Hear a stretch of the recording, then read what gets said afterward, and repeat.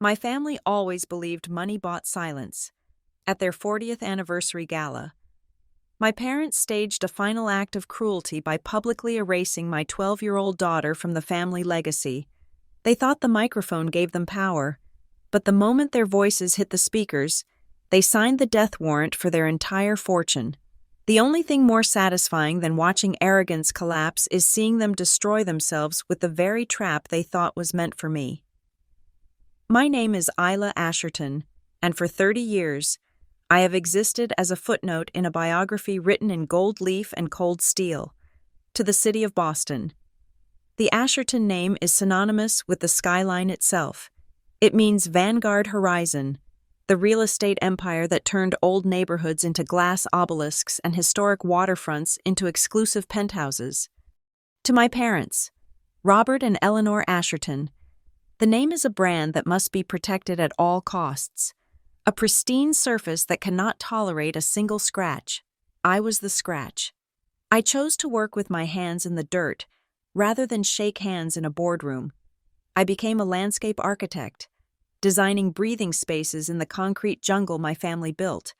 They called it playing gardener. I called it creating something that actually lived.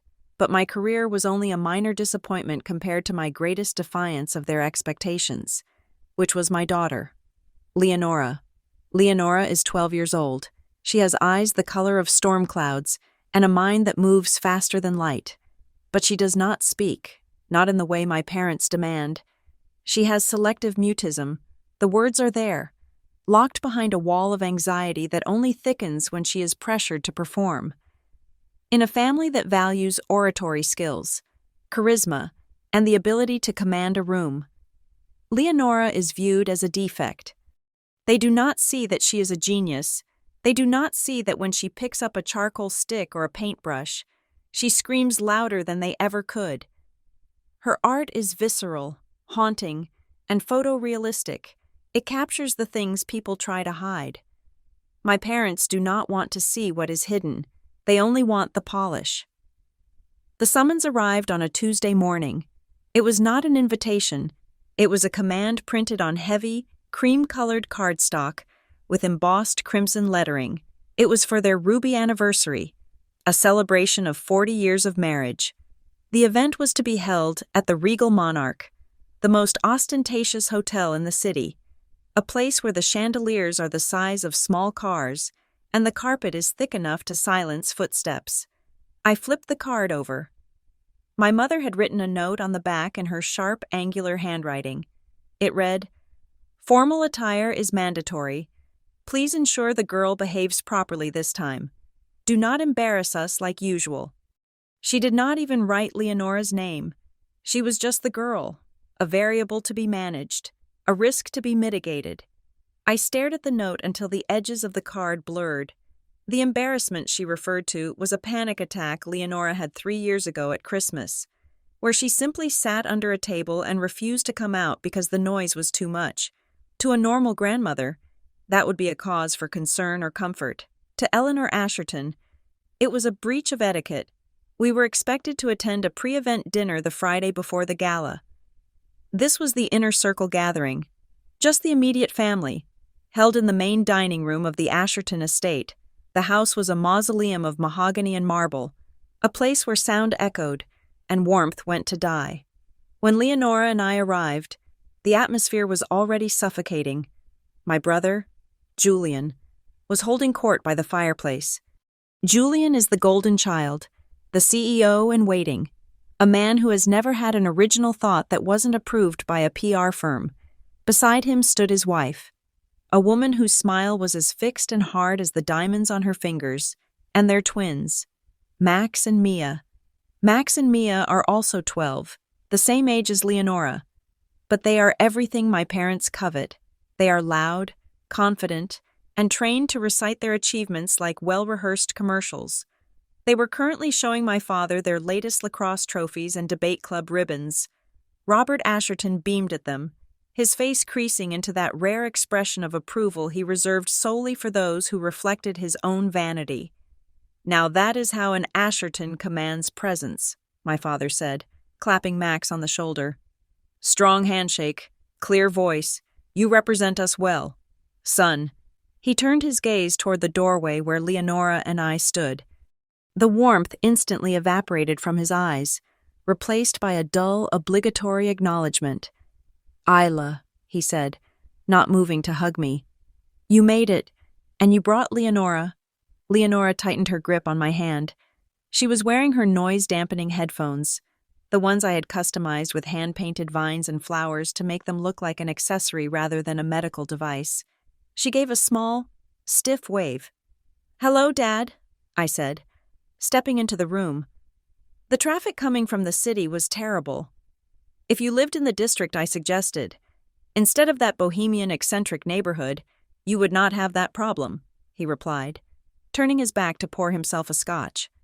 But I suppose a landscape architect needs to be near the dirt, Julian chuckled, the sound dry and grating. Come on, Dad. Isla likes the grit. It gives her character. How is the business? Sis planted any nice shrubs lately? We just finished the restoration of the Fenway Victory Gardens, I said, keeping my voice level. It was a significant contract. Charity work, my mother said, gliding into the room like a glacier in silk. She did not look at me. She was inspecting the table settings. Noble, I suppose, but hardly a legacy. Dinner is served. Everyone sit. And Isla, please make sure Leonora sits at the end, near the kitchen door.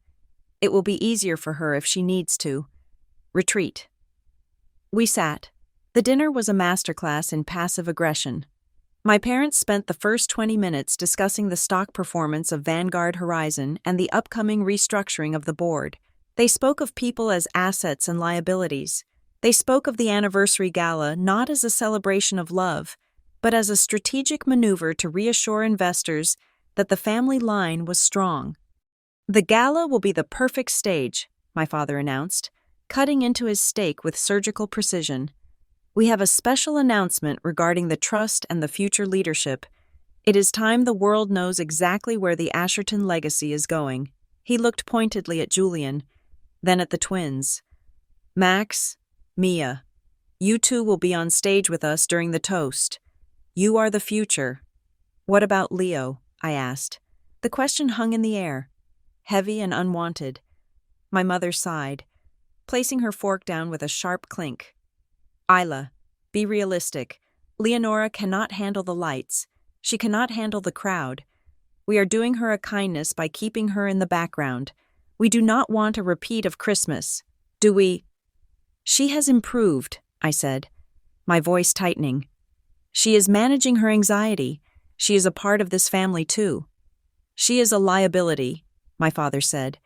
He did not raise his voice. He didn't have to.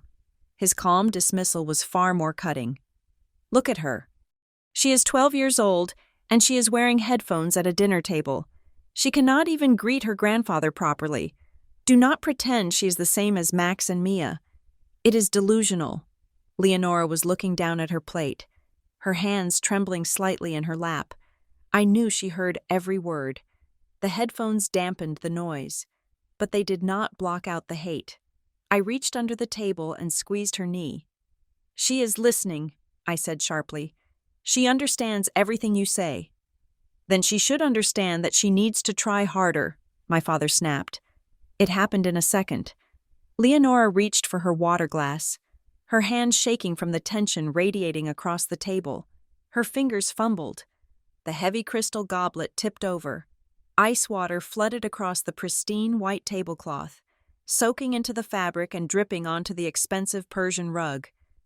The silence that followed was absolute. It was the silence of a bomb that had just landed but not yet detonated. Leonora froze, her face draining of color. She looked terrified. My mother stood up slowly. She looked at the spreading stain. Then she looked at Leonora.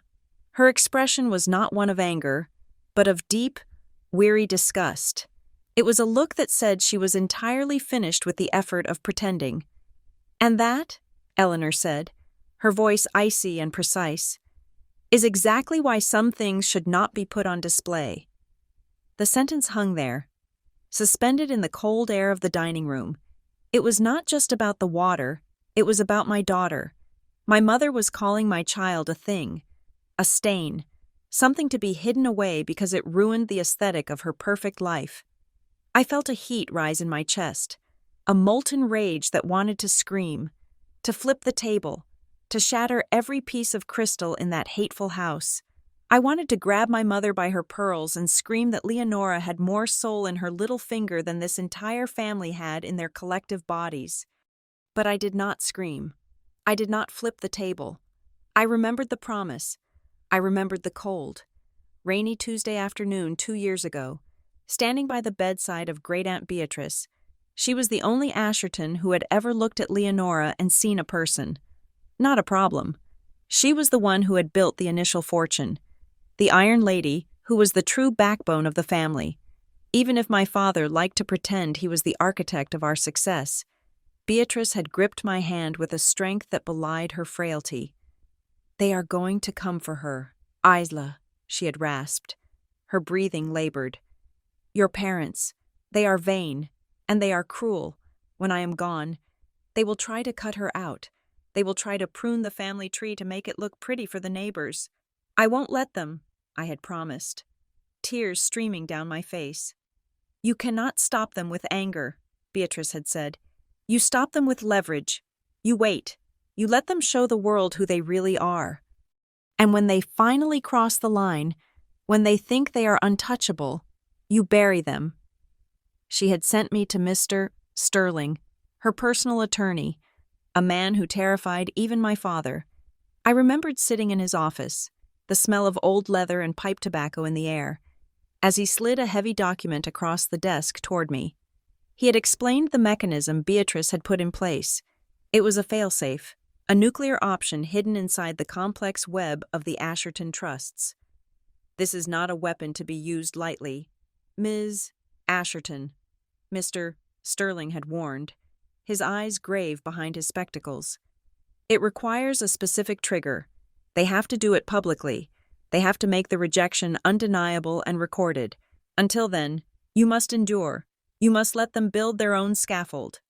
Back in the dining room, I swallowed the scream. I forced my face into a mask of calm, the same mask I had worn for 30 years. "I will get a towel," I said quietly. "Don't bother." My mother waved a hand dismissively, signaling for the maid who was already hovering in the shadows. "Just take her home. Isla, clearly, she is overwhelmed. Again." Julian smirked, taking a sip of his wine. "Better luck next time. Leo." I stood up and walked around the table to Leonora. I helped her stand. She was trembling, her eyes filled with tears she refused to shed. I put my arm around her shoulders, shielding her from their gaze. "We will see you at the gala," I said to my parents. They did not look up. They were already discussing how to remove the water stain before it set. We walked out of the house, out of the heavy oak doors, and into the cool night air. I buckled Leonora into the car. She pulled her sketchbook out of her bag and furiously began to draw, the charcoal scratching aggressively against the paper. I glanced over and saw dark, jagged lines. She was drawing a mouth sewn shut. I drove us home in silence, my knuckles white on the steering wheel. The rage was not gone. It had just changed state. It had turned from fire into ice. It settled deep in my stomach, cold and heavy. When we finally reached our small, warm house, a place full of plants and light and color, I settled Leonora into bed. I sat with her until her breathing evened out and she fell into a restless sleep. Then, I went to my study. I moved the large fern on the bookshelf and revealed the small wall safe hidden behind it. My hands were steady as I dialed the combination. Click, click, click. The door swung open. Inside, there was a single object, a thick red envelope, sealed with wax. It looked heavy, though it contained only a few sheets of paper. It was the legacy Beatrice had left me. It was the sword hanging over my parents' heads, suspended by a single thread of their own arrogance. I took the envelope out and ran my thumb over the seal. I thought of my mother's face when she looked at my daughter like she was garbage. I thought of my father's dismissal. I thought of the gala tomorrow night, where they planned to announce the future of the family. "You want to erase her," I whispered into the quiet room. You want to pretend she doesn't exist because she doesn't fit your picture. I held the envelope tighter. They had pushed me tonight. They had pushed Leonora. But they hadn't yet done it in front of the world. They hadn't yet pulled the trigger that would release the safety on the grenade I was holding. Go ahead, I whispered, my voice trembling with a terrifying anticipation. Do it. Cross the line. I put the envelope back into the safe. But I did not lock it. I left the door slightly ajar. Only if they cross the line, I told myself. Though deep down, I knew my parents. I knew their vanity. And I knew that tomorrow night, under the chandeliers of the regal monarch, they would not be able to help themselves. They were going to hand me the reason I'd been waiting for. Tomorrow, the world would see the Ashertons, and then the Ashertons would see me. The morning of the gala began with a battle over silk and chiffon. I had taken Leonora to a small boutique in Beacon Hill, a place that smelled of lavender and old wood, far removed from the sterile designer showrooms my mother frequented. For the first time in months, I saw a spark in my daughter's eyes. She gravitated toward a dress made of soft, cerulean blue silk. It was simple, elegant, and matched the storm gray of her eyes perfectly. When she held it up against herself in the mirror, she did not look like the broken child my parents described. She looked like a young girl discovering she was allowed to be beautiful. She smiled, a rare, fragile thing, and sketched a quick thumbs up in the air. We bought the dress. For 2 hours, the world felt manageable. Then we returned home, and the illusion shattered. A courier van emblazoned with the Asherton crest was idling in my driveway. The driver handed me a garment bag that felt heavy, like it was weighted with lead. A note was pinned to the fabric. It was from my mother. I took the liberty of commissioning something appropriate for the girl. The note read, her handwriting as sharp as barbed wire. This will help conceal her nervousness and ensure she does not draw unnecessary attention to her condition. I unzipped the bag. Inside hung a shapeless, charcoal gray sack of a dress. The fabric was stiff, itchy wool, completely unsuited for a ballroom event in mid-June. It had a high collar that would choke her, and long sleeves that looked like straitjackets. It was not a dress designed for a celebration. It was a uniform for a penitent. It was designed to make her disappear against the shadows, to turn her into a piece of furniture. I looked at Leonora. She was standing in the hallway, holding the blue silk dress to her chest. She looked at the gray monstrosity, then at me.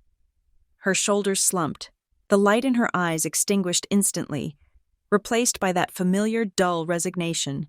She started to hand me the blue dress, assuming she had no choice. No, I said, my voice shaking with a quiet fury. I took the gray dress, walked to the trash bin in the kitchen, and shoved it deep inside. You are wearing the blue one. Leo, you are not a ghost. You are not going to fade into the background just because it makes them comfortable. She looked at me. Surprised. I was terrified. But I forced a smile. I was declaring war over a piece of fabric. But in the Asherton world, appearances were the only battlefield that mattered. While I was fighting for my daughter's right to be seen, my brother Julian decided to call. I let it go to voicemail twice, but he was persistent.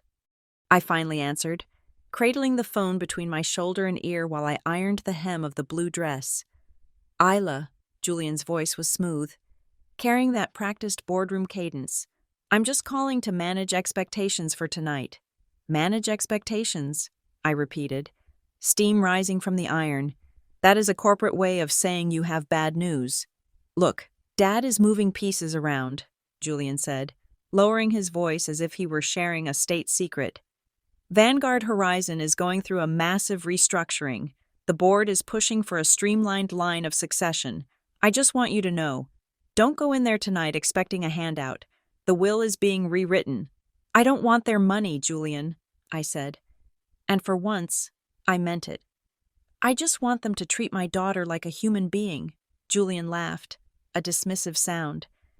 You always were too sentimental. This isn't about feelings, Isla. It is about the stability of the assets. A trust fund requires a competent beneficiary. Dad is just being practical. He can't leave a voting share of the company to someone who can't speak up for themselves. She can speak, I snapped. She just chooses not to speak to people who don't listen. Whatever, Julian sighed. Just keep your head down tonight, and for God's sake, don't let her cause a scene. The investors are skittish. He hung up. I stared at the phone. Julian thought he was giving me friendly advice. He didn't realize he was confirming exactly what I feared. Across the city, in the glass and steel tower of the Vanguard Horizon headquarters, the final pieces of the trap were being set. I did not witness it in person, but I saw the logs and the transcripts later. My parents sat in the executive conference room with their family attorney, a man named Sterling Vance, no relation to my ally. Mr. Sterling, who specialized in aggressive asset protection. They were finalizing the agenda for the evening. The documents on the table were titled, "The Asherton Family Foundation for Special Needs Children." It was a masterstroke of hypocrisy. They were establishing a charity to support disabled children, a move that would generate glowing headlines and tax breaks. They would stand on stage and talk about their compassion, their dedication to the vulnerable. And in the very same stack of papers, underneath the press release, was the amendment to the family trust, the amendment that specifically excluded Leonora Asherton from any inheritance, stripping her of her birthright and reallocating her portion to the more viable heirs, specifically Julian's children. They were using a charity for disabled children as a smokescreen to disinherit their own disabled granddaughter. They believed the irony would protect them. They believed the world would be so blinded by their public generosity that no one would notice the private cruelty. Back at my house, the mail arrived with the official program for the evening. I flipped through the glossy pages. There, printed in gold ink at the 8 o'clock slot, was the item, "Announcement of the Future of the Legacy." My stomach turned over. It wasn't just a toast. It was a coronation, and a coronation required an execution. I walked into the living room. Leonora was sitting on the floor, her sketchbook open. The charcoal was moving furiously across the page. I knelt beside her. She had drawn a tree. It was a magnificent, sprawling oak, similar to the one in my parents' estate garden where she used to try to hide. But in her drawing, the tree was not growing. A pair of giant, manicured hands holding golden shears had severed the roots. The tree was floating in a void, dying. While the hands remained spotless and shiny, it broke my heart. She knew. Children always know.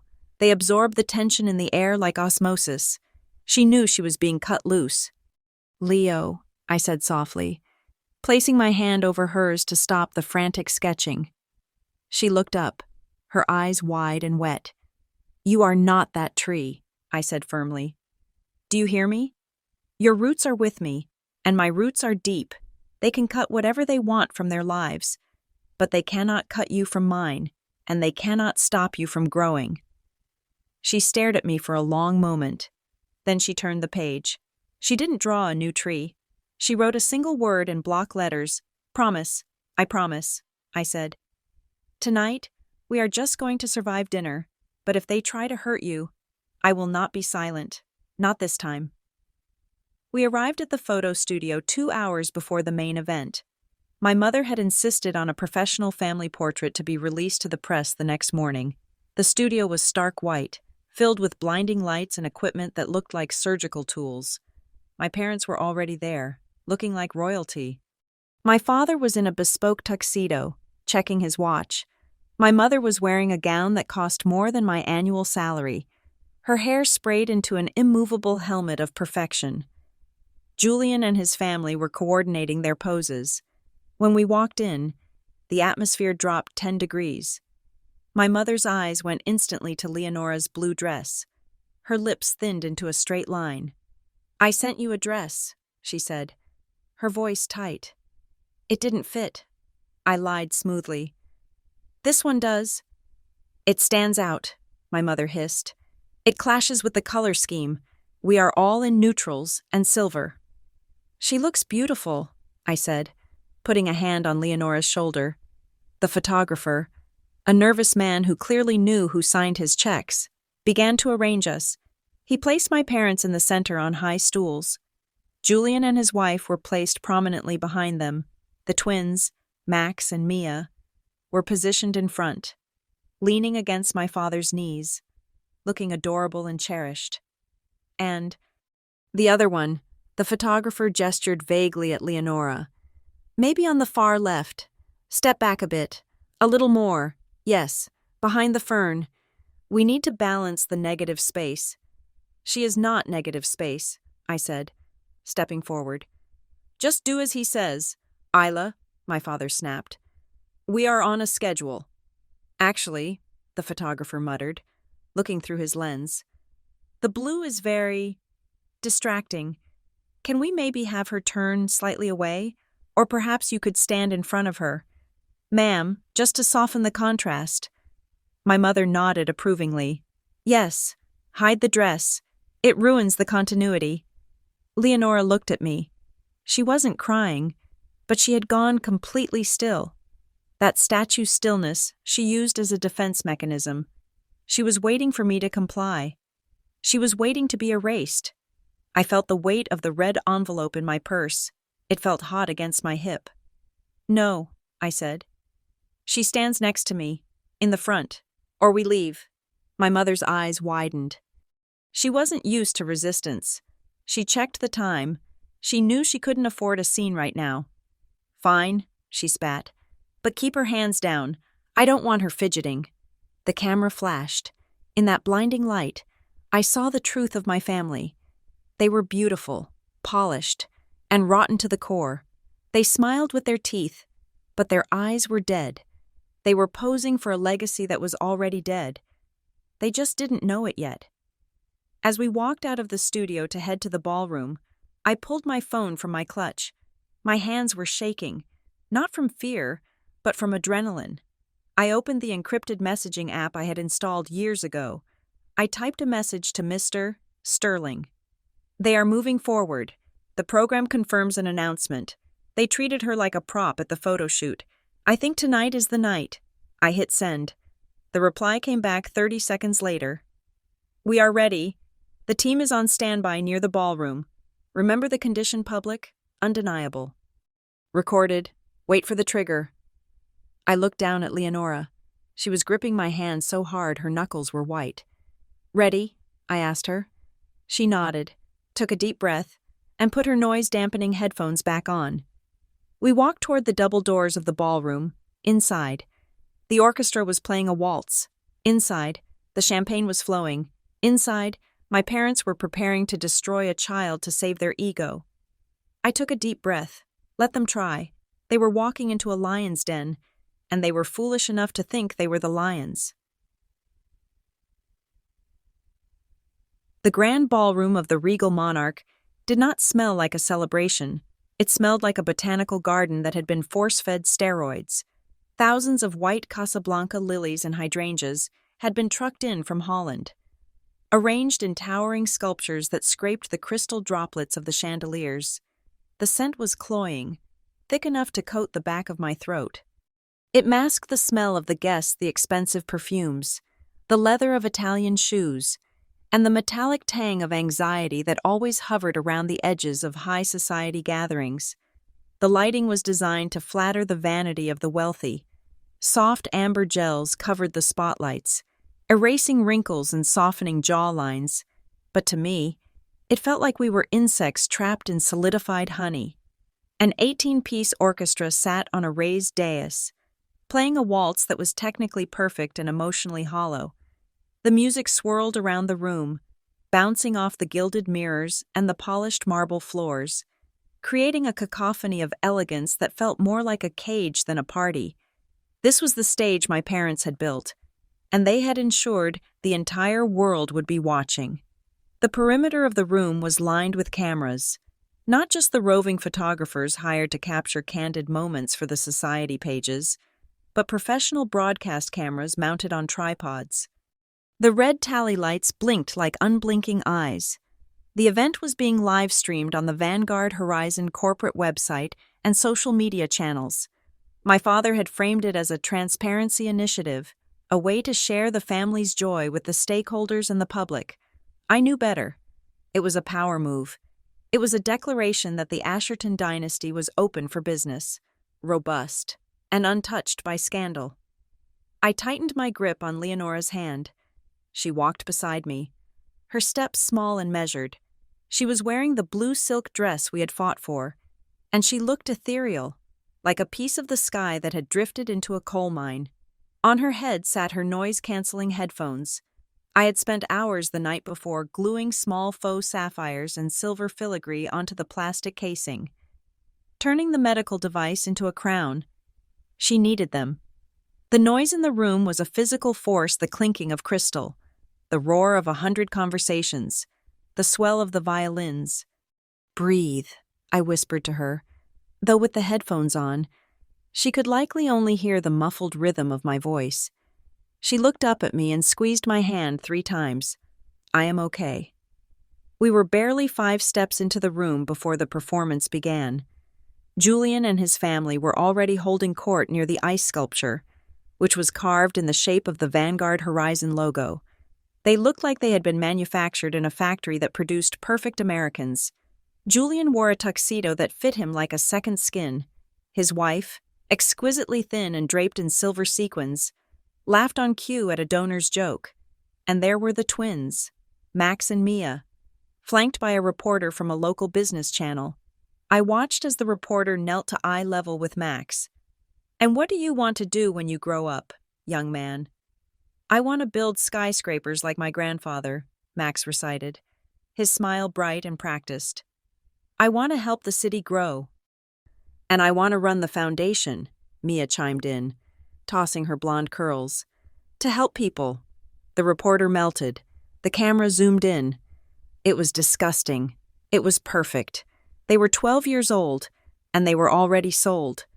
We navigated the crowd, trying to reach our assigned table without drawing fire. But invisibility is impossible when you are the family failure.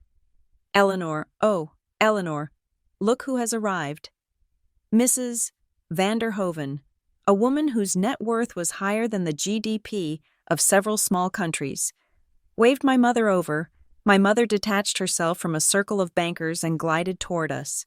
Her smile was in place, but her eyes were scanning Leonora's headphones with cold disapproval. "Isla," my mother said, the word tasting like vinegar. "You made it." "Is this the little artist?" Mrs. van der Hoven asked, peering at Leonora through a diamond-encrusted lorgnette. "I heard she draws." Leonora shrank back slightly against my hip. She did not make eye contact. She did not smile. She simply existed in her own quiet space. My mother let out a light, tinkling laugh that sounded like glass breaking. "Yes, this is Leonora. She is our special grandchild. She lives very much in her own world. I am afraid we just try to make her comfortable." The way she said special was not a compliment. It was a diagnosis. It was a warning label. "Oh," Mrs. van der Hoven said, her face arranging itself into a mask of pity. "How challenging for you. Eleanor, you are a saint to manage so much." "We do what we must for family," my mother sighed, looking the part of the long-suffering matriarch. I felt the heat rise in my cheeks. "She can hear you," I said, my voice low. "She is right here." "Don't be dramatic, Isla," my mother hissed, turning her back on us instantly to guide Mrs. van der Hoven toward the bar. "Go find your seats. Table 9. Try not to block the view of the stage." We found table 9. It was, of course, positioned near the kitchen doors, far from the head table where the rest of the family sat. It was the table for the second-tier cousins and the less important board members. But before we could sit, I saw my father standing near the center of the room, surrounded by the city's power brokers, the mayor, 2 senators, and the head of the zoning commission. I made the mistake of thinking he might acknowledge us. I walked toward him, guiding Leonora, thinking that perhaps on his 40th anniversary, he might drop the act for 1 second. "Dad," I said when there was a lull in the conversation. Robert Asherton turned. He looked at me, then his eyes flicked down to Leonora and her headphones. He didn't blink. He didn't nod. He simply looked through us as if we were made of glass. "And this," he said, turning back to the senator and gesturing toward the other side of the room where Julian was standing, "is my son, Julian. He spearheaded the waterfront project. Julian, come over here." My father stepped right past me to shake Julian's hand. He literally brushed my shoulder with his jacket sleeve and didn't break stride. I stood there, stranded in the middle of the ballroom, holding the hand of my daughter while the man who gave me life pretended I did not exist. The rejection was so absolute, so casual, that it took my breath away. "Come on," I whispered to Leonora, steering her away from the humiliation. "Let's sit down." We retreated to the shadows of table 9. I got Leonora a glass of sparkling apple juice. She took off her headphones for a moment to rub her ears. That was when the wolves circled. Max and Mia had bored of the reporters. They had seen Leonora sitting alone while I was grabbing a napkin. And they drifted over. They looked like miniature adults in their expensive clothes, but their eyes held the cruelty that only children can possess. I was returning to the table when I heard it. The music had swelled, masking their voices to the rest of the room, but I was close enough. "Nice earmuffs," Max sneered, flicking the side of Leonora's headset. "Are you listening to music, or are you just trying to block out how stupid you look?" Leonora stared at her lap, her hands gripping the tablecloth. "Grandma says you shouldn't even be here," Mia whispered, leaning in close. "She told Mom that you are a technical error, like a glitch in a computer program. That is why you don't talk. The glitch broke your voice box." "You're a broken toy," Max laughed. "And nobody keeps broken toys. They throw them away." Leonora's lip trembled. She reached for her charcoal pencil, her only weapon, but Mia snatched it off the table. "Oops," Mia grinned, dropping the pencil on the floor and crushing the tip with her patent leather shoe. "Hey," I shouted. Dropping the napkins, I lunged forward, placing myself between the twins and my daughter. "Get away from her, now!" Max and Mia jumped back, feigning innocence. "We were just saying hi.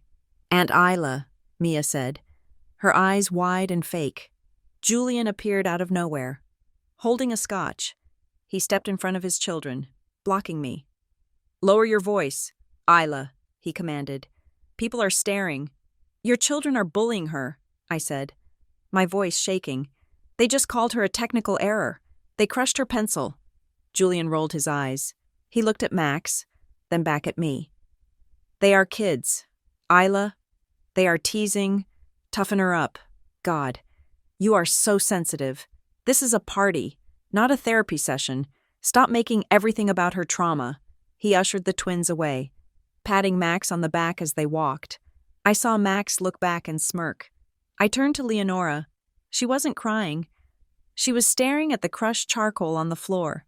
It was black dust against the white marble. She looked up at me, and her expression wasn't sad. It was empty. It was the look of someone who had expected this.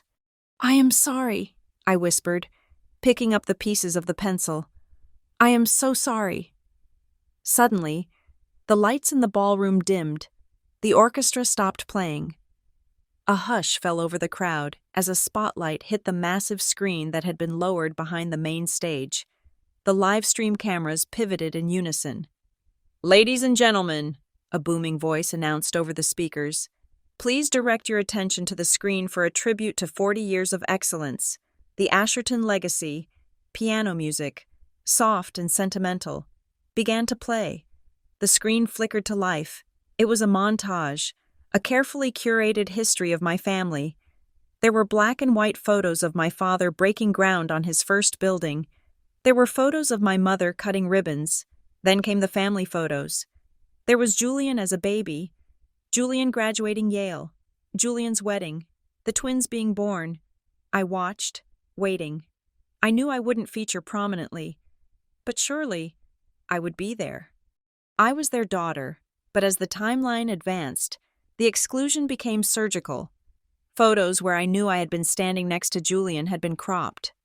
My graduation photo was missing entirely, and then The screen showed the photo from last year's Thanksgiving at the Cape House. My breath hitched in my throat. I remembered that day. It was windy. We had all stood on the porch. Leonora had been wearing her favorite striped shirt, standing awkwardly between my mother and father. I had been on the far left. The photo on the screen was massive, 20 feet high. I saw my father. I saw my mother. I saw Julian and his wife. I saw Max and Mia. But between my mother and father, where Leonora should have been, there was nothing. No, not nothing. I squinted. The photo editor had been skilled, but I knew the topography of that porch, where my daughter had stood, blocking the view of the railing. There was now a large, ornamental potted ficus tree. They had not just cropped her out. They had digitally painted over her. They had replaced a living, breathing child with a decorative plant. It was so absurd, so blatantly cruel, that for a second, my brain refused to process it. I looked around the room. The guests were smiling, sipping their champagne, murmuring about what a handsome family the Ashertons were. They didn't know a child had been erased.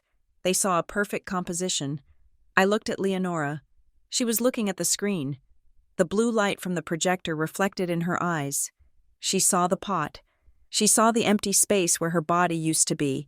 She didn't make a sound. She didn't move. But I felt her hand in mine go ice cold. This was the eraser. This was the act of deletion. My heart began to hammer against my ribs, a frantic, violent rhythm. This was it. This was the prelude. They had just shown the world a version of the family where she did not exist. Now, they were going to get on stage and make it official. The video ended to thunderous applause. The lights came up, but they were focused solely on the stage. My father walked up the steps to the podium, the microphone glinting in the spotlight. My mother stood beside him, radiant and terrible. I reached into my clutch and wrapped my fingers around the red envelope. The paper felt hot, like it was burning my skin. "Stay here," I whispered to Leonora. "Do not move." She looked at me, terrified. "Trust me," I said. "They just made the biggest mistake of their lives." My father tapped the microphone. The sound echoed through the hall and out into the live stream, reaching thousands of viewers. "Thank you," he beamed. "Thank you all for being witnesses to our journey." He had no idea.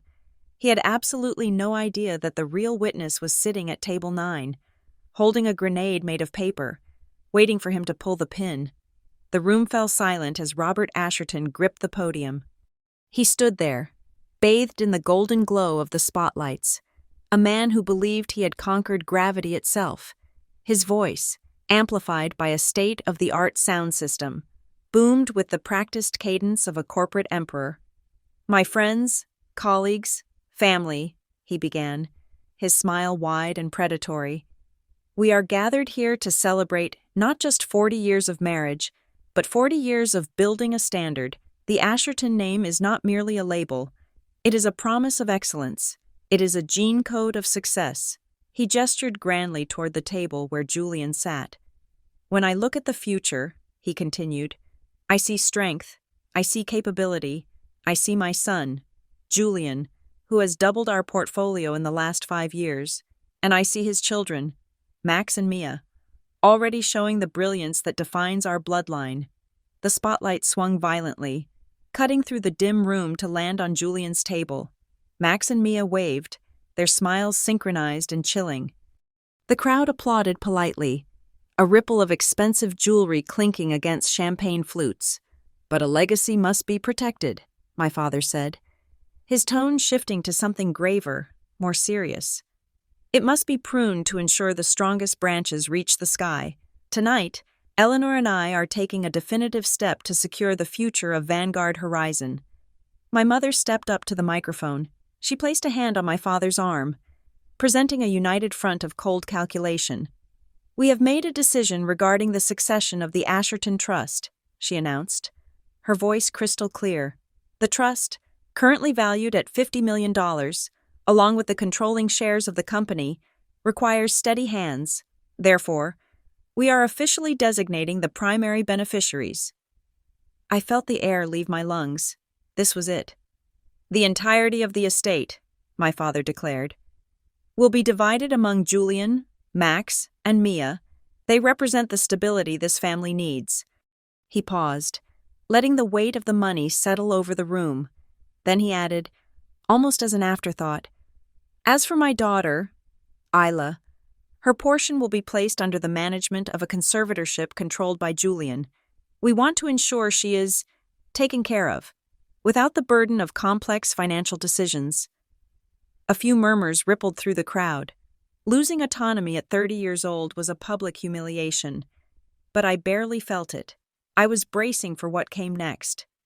And, my father said, his voice dropping an octave, feigning a heavy heart, there is the matter of the third generation, specifically, Leonora. The room went dead silent. The name hung in the air like a curse word. We have agonized over this, he lied smoothly. We all know Leonora faces significant challenges. Her selective mutism, her inability to engage with the world. It renders her vulnerable. We do not want to burden a child who cannot speak for herself with the weight of an empire. He looked directly at the camera, his eyes shimmering with fake tears. Therefore, he said, delivering the blow, Leonora will not be included in the Asherton Family Trust. She will not be named a beneficiary. I heard a gasp from someone at a nearby table. Leonora flinched as if she had been struck. Instead, my mother interjected, her voice dripping with poisonous sweetness, we are making a donation in her name to the saint, Jude's Home for Orphans, a small, one-time gift. We believe this is the kindest path. By removing her from the legal structure of the family, we are freeing her.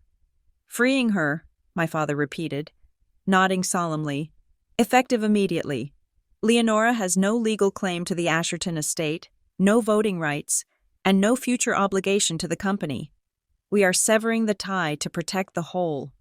It is a mercy, my mother said, looking out at the crowd, seeking validation. This is how we erase the burden for Isla. From tonight, Leonora is no longer a liability to the Asherton name. She is simply free. Then came the visual confirmation. The massive screen behind them changed. It displayed a high-definition graphic of the Asherton family tree. At the top were Robert and Eleanor. Below them, Julian and Isla. Below Julian, two bright, bold lines connected to Max and Mia. But below my name, where Leonora's line should have been, the graphic began to animate. The line connecting me to her turned gray. Then it dissolved into digital dust. Her name faded from the screen until there was nothing but white space. A collective awe of sympathy washed over the room. The audience, manipulated by the somber music and the practiced sorrow of my parents, actually applauded. They were clapping for the abandonment of a child. They were cheering for a grandmother who called her own flesh and blood a liability.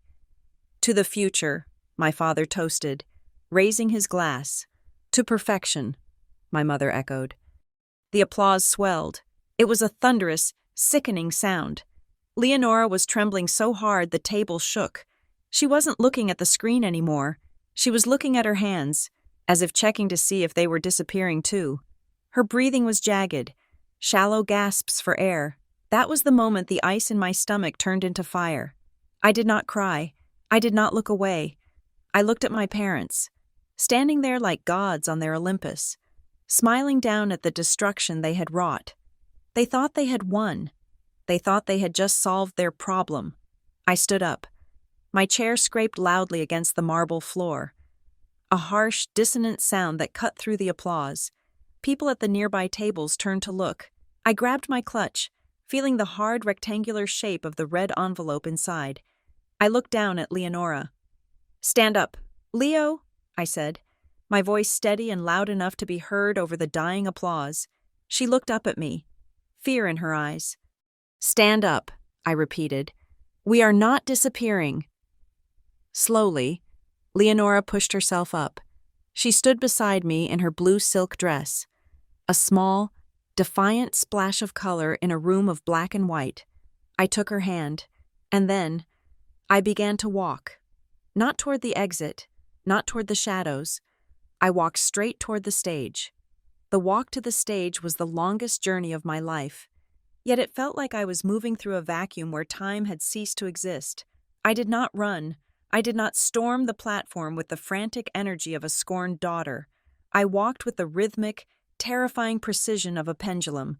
My heels clicked against the marble floor, a sharp, singular sound that cut through the murmuring crowd like a metronome counting down to an explosion. I could feel the eyes of 500 people on my back. They were confused, whispering behind their hands, likely wondering if this was part of the show or a tragic breakdown of the problem child. I did not look at them. I kept my eyes fixed on the stage, on the 3 people who had just publicly executed my daughter's spirit for the sake of a stock price. Leonora remained at the table, standing where I had left her. I had to do this alone. This was not a place for her. This was a slaughterhouse for egos. And I was holding the knife. I reached the base of the stage. My father, Robert, was still smiling at the applause, basking in the adoration. Until he saw me. His smile faltered, twitching at the corners. He looked annoyed, like a director whose extra had walked into the frame at the wrong moment. "Isla," he hissed, his voice low, away from the main microphone. "Sit down. Now." I ignored him. I bypassed the stairs and walked to the side of the platform where the band had set up. There was a secondary microphone on a stand, intended for the lead singer of the orchestra. It was live. I knew it was live because I could hear the ambient hum of the speakers. I stepped up to it. I adjusted the height. The feedback whined for a split second, a high-pitched screech that silenced the last few polite clappers in the room. My mother, Eleanor, froze. Her hand went to her diamond necklace, clutching it as if she were gasping for air. "Thank you, Mother, Father," I said, my voice magnified, booming through the ballroom with a clarity that startled even me. "Thank you for that impressive magic trick. It takes a special kind of talent to make a human being disappear in front of a live audience." The silence that followed was absolute. It was not the respectful silence of a toast. It was the horrified silence of a train wreck in slow motion. My father's face turned a shade of purple I had never seen before. He stepped away from the podium, moving toward me with aggressive, heavy steps. He gestured frantically to the security detail standing in the wings. 2 large men in black suits began to move toward the stage. "Cut the mic," my father roared, abandoning his composure. "Isla, get off this stage. You are embarrassing yourself. You are drunk." "I am stone-cold sober, Father," I said, my voice steady, unyielding. "And I am not leaving." The security guards were 10 feet away. The guests were shifting in their seats, sensing that the polished veneer of the Asherton Gala was cracking wide open. I reached into my clutch and pulled out the red envelope. It was vibrant, aggressive crimson against the pale gold of the stage lighting. I held it up high, like a flare. "Before you have your goons drag me out," I said, looking directly at my father. "You might want to remember one name, Beatrice Asherton." The effect was instantaneous. My father stopped dead in his tracks. It was as if I had shot him. The color drained from his face so fast it looked like the blood had simply evaporated. My mother let out a small, strangled sound. Julian, who had been sitting at the head table looking smug, stood up so fast his chair tipped over backward with a loud crash. He stared at the red envelope, his eyes widening in recognition. He knew. They all knew. They just thought the threat had died with her. The security guards looked at my father, waiting for orders. Robert held up a shaking hand, signaling them to stop. He knew he could not touch me while I held that envelope. "Where did you get that?" my father whispered, though the microphone picked up the tremor in his voice. That is impossible." "Nothing is impossible when you plan for it," I said. "You thought she left everything to you. You thought because you were the loudest, you were the favorite. Beatrice watched you. She watched you for 40 years. I ripped the wax seal. The sound of tearing paper was amplified through the speakers. A crisp, violent noise. I pulled out the document inside. It was an old legal deed. the paper thick and yellowed, staples rusted with age, but the signatures at the bottom were fresh and legally binding. "Let us clarify something for the shareholders watching on the live stream," I said, turning slightly to address the camera with the red tally light. "My parents, Robert and Eleanor, like to call themselves the owners of Vanguard Horizon. They like to act as if this empire is theirs to give and theirs to take away." I unfolded the document. "But they are not owners," I continued, my voice hardening into steel. "They are trustees, managers, glorified caretakers. My great-aunt Beatrice Asherton held 60% of the original voting stock of this company. When she died, she did not transfer that stock to Robert. She transferred it to a dormant holding trust." I walked toward the center of the stage, forcing my parents to retreat. They looked small now. The lights seemed too bright for them. "And she left very specific instructions on how that trust was to be managed," I said. "She called it the Bloodline Protection Clause." My mother was shaking her head, whispering, "No, no, no," over and over again, her eyes fixed on the paper in my hand. "I am going to read it to you," I announced to the room. "Since we are all about transparency tonight," I lifted the page. My hands were perfectly steady. "Clause Section 4, Paragraph 2, I read, my voice ringing out like a judge delivering a verdict. "In the event that any direct descendant of the Asherton line is publicly disowned, humiliated, or stripped of their inheritance rights based on physical capacity, mental divergence, or disability—" I paused. I let the words hang there, heavy and suffocating. I looked at the crowd. I saw Mrs. Vanderhoven covering her mouth. I saw the investors exchanging terrified glances. I continued reading. "Then the current board of trustees shall be deemed in breach of their fiduciary duty to the family bloodline. Upon such breach, their management rights are immediately and irrevocably revoked. The dormant trust shall become active, and control of the 60% majority share shall transfer to the legal guardian of the aggrieved descendant." I lowered the paper. "Irrevocably revoked," I repeated. "That means you cannot fix it. You cannot apologize it away. You cannot buy your way out of it." My father looked like he was having a stroke. His mouth opened and closed, but no sound came out. He looked at the camera, then at the crowd, then at me. He was doing the math in his head, and the numbers were coming up 0. "That is a lie," Julian shouted from the floor, his voice cracking. "That document is a forgery. Beatrice would never do that." "Mr. Sterling has the original," I said calmly, looking down at my brother. "And he is watching right now. He has likely already filed the motion with the court." You trapped us," my mother screeched, her poise completely gone. She looked wild, desperate. "You let us do this." "I did not make you do anything," I shot back, my voice turning cold. "I begged you for 12 years. I begged you to love her. Tonight, I begged you to just let her be. I gave you every chance to be decent human beings. You chose to be monsters." "It doesn't apply," my father yelled. Finding his voice again, he grasped the podium, his knuckles white. "The clause says publicly, this is a private event. This is a family gathering." I laughed. It was a short, sharp sound that lacked any humor. "Is it?" I asked. I gestured to the room with a sweeping motion of my arm. "Beatrice defined public very clearly in the addendum," I said. "She defined it as any gathering of more than 50 persons. I looked out at the sea of round tables. "I count at least 500 people here," I said. Then I pointed directly at the camera with the red light, the unblinking eye that had broadcast their cruelty to the world. And she also defined it as any medium of broadcast, recording or digital transmission. I added, "You wanted the world to watch, Dad. You wanted to live stream your legacy. Well, congratulations. You just live streamed your own resignation." My father stared at the camera. The red light seemed to mock him. He realized, in that moment, that his vanity had been the weapon that killed him. He had set up the cameras.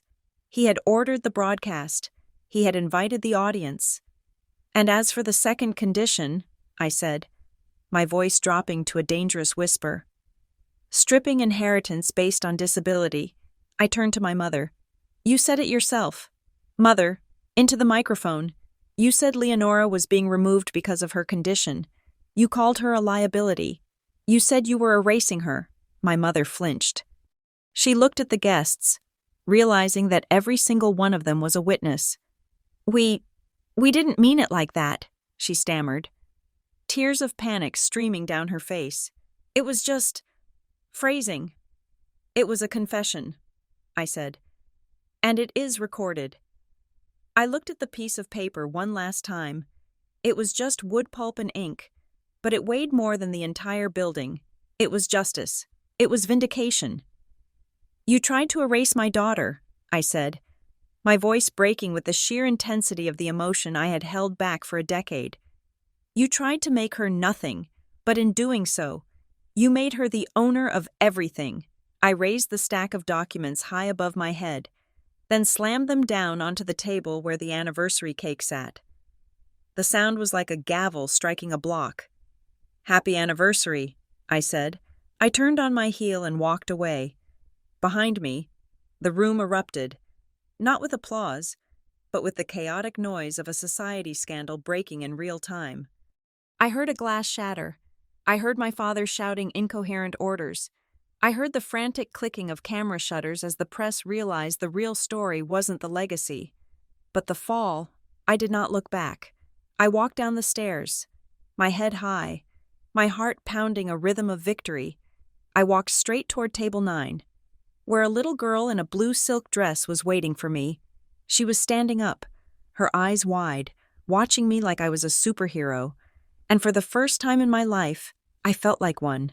The heavy double doors at the back of the ballroom did not just open, they were thrown wide with a synchronized force that commanded immediate attention. The chaotic murmur of the crowd was sliced in half as a cold draft swept through the room, carrying with it the scent of rain and impending judgment. Standing in the threshold was Arthur Sterling, in the legal circles of Boston. Sterling was not just a name, he was a myth. He was a man who had retired a decade ago, leaving behind a legacy of shredded reputations and bankrupt adversaries. He was 80 years old, leaning heavily on an ebony cane topped with silver, but he looked less like an elderly man and more like an Old Testament prophet who had come to burn a city down. Flanking him were 4 younger associates in sharp charcoal suits, moving in a phalanx like a Praetorian guard. They carried leather briefcases, not weapons, but in this room, paper was far deadlier than lead. The hush that fell over the regal monarch was different this time. It wasn't the silence of shock. It was the silence of fear. Even my father, who was still red-faced and shouting at the security guards near the stage, fell quiet. He recognized the predator who had just entered his territory. I stopped walking. I stood halfway between the stage and table 9, holding Leonora's gaze across the room, but my attention was fixed on the man walking toward the podium. Sterling did not rush. His cane tapped a steady, ominous rhythm against the marble floor. Click, step, the sound echoed. He walked past Mrs. van der Hoven, who actually pulled her dress in as if afraid to touch him. He walked past the frozen waiters. He walked straight up the stairs to the stage, bypassing me with a barely perceptible nod of acknowledgement. My father tried to block him. "Sterling," my father blustered, trying to regain his composure, though his voice was thin. "This is a private event. You have no business here. I will have you removed for trespassing." Sterling stopped. He looked at my father with eyes that were the color of faded slate, utterly unimpressed. He reached into his breast pocket, pulled out a handkerchief, and coughed politely. Then, he simply stepped around my father as if Robert Asherton were a piece of misplaced furniture. One of Sterling's associates, a sharp-eyed woman with a tablet, stepped forward and handed Sterling the microphone that my father had abandoned. "Good evening," Sterling said. His voice was gravel and old bourbon, rasping but powerful. "I apologize for the interruption of your dessert service. However, A legal exigency has arisen that requires immediate resolution. He placed a thick folder on the podium, right on top of my father's prepared speech. I am Arthur Sterling, executor of the Beatrice Asherton estate and the primary overseer of the dormant Asherton Bloodline Trust, he announced. I am here to execute a clause of activation. This is ridiculous, my mother cried out from behind him, her hands trembling. That trust is old. It is obsolete. It is dormant, madam, Sterling corrected without turning around. Not dead. There is a difference. A volcano is dormant until someone is foolish enough to drop a bomb into it. He opened the folder. The sound of the paper turning was magnified by the speakers. Ms. Isla Asherton has just presented a document regarding the Bloodline Protection Clause. Sterling addressed the room, his eyes scanning the crowd. I am here to verify the authenticity of that document. It is genuine. It was drafted by my own hand 30 years ago, signed by Beatrice Asherton, and notarized by a federal judge. It is ironclad. My father laughed, a nervous, jagged sound. But the conditions haven't been met. You heard Isla? She is twisting words. We were protecting Leonora. We were shielding her from the burden of wealth that is not humiliation. That is parenting. Sterling looked at the associate with the tablet. Play it, he ordered. The associate tapped the screen, the massive projection screen behind them, which had just shown the family tree dissolving Leonora's name, flickered. The live stream feed from 10 minutes ago appeared. It was my mother's face, high definition and 10 feet tall. Her voice, crisp and arrogant, boomed through the ballroom again. This is how we erase the burden for Isla. From tonight, Leonora is no longer a liability to the Asherton name. She is simply free. Then my father's voice cut in. We are severing the tie to protect the whole. Sterling raised a hand, and the video paused on my mother's smiling face. Severing the tie, Sterling repeated, tasting the words. Erase the burden, liability. He turned to my father. In the eyes of the court, Mr. Asherton, and certainly in the eyes of the trust instrument I drafted. Those are not terms of protection. Those are terms of liquidation. You did not shield that child. You discarded her. It was a figure of speech, my father yelled, sweat beading on his forehead. You cannot take my company based on a figure of speech. I can, Sterling said calmly, and I already have. He pulled a second document from his folder. It had a blue cover and a gold seal. At 8:15 this evening, Sterling said, glancing at his antique pocket watch. Exactly 3 minutes after your wife made that statement on a live broadcast. My team filed an emergency injunction with the Suffolk County Superior Court, given the undeniable video evidence of a breach of fiduciary duty to a beneficiary. The judge granted a temporary restraining order against the current trustees. The room gasped. A restraining order against Robert and Eleanor Asherton. It was unheard of. What does that mean? Julian demanded, stepping up to the edge of the stage.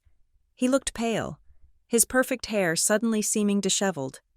It means, Sterling said, looking down at him, that as of 8:15 p.m., all assets held within the Asherton Family Trust are frozen. The accounts are locked, the property titles are flagged, the voting shares of Vanguard Horizon held by the trust are suspended. You can't do that, Julian screamed. We have deals in the pipeline. We have a merger next week. You will tank the stock. The stock is already plummeting, young man, Sterling said dryly. I checked the after-hours trading before I walked in. The market does not react well to families who cannibalize their own children on camera. Sterling turned back to the microphone. The activation clause is specific, he continued. Upon the triggering event, the dormant trust absorbs the assets, and the beneficiary of the dormant trust is designated automatically. He adjusted his glasses and read from the blue document. The sole beneficiary and executor of the Bloodline Trust shall be, he paused for effect, the legal guardian of the disowned descendant. He looked up and pointed his cane directly at me. Isla Asherton, Sterling declared. My knees nearly buckled. I knew the plan. I knew the clause, but hearing it spoken aloud, in front of the people who had treated me like a ghost for 30 years, was a physical shock. "That means," Sterling continued, his voice relentless, "that Ms. Isla Asherton is now the majority shareholder of Vanguard Horizon. She holds the controlling interest in this hotel we are standing in. She holds the deed to the Asherton estate in Chestnut Hill. She holds the keys to the empire." "No," my mother shrieked. It was a primal, ugly sound.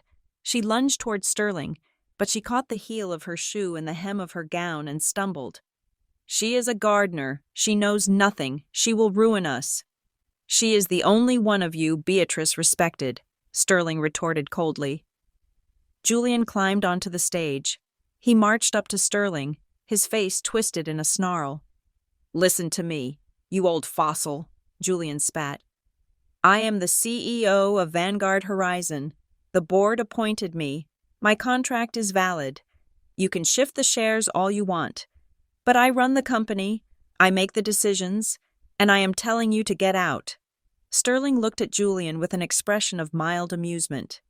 "Mr.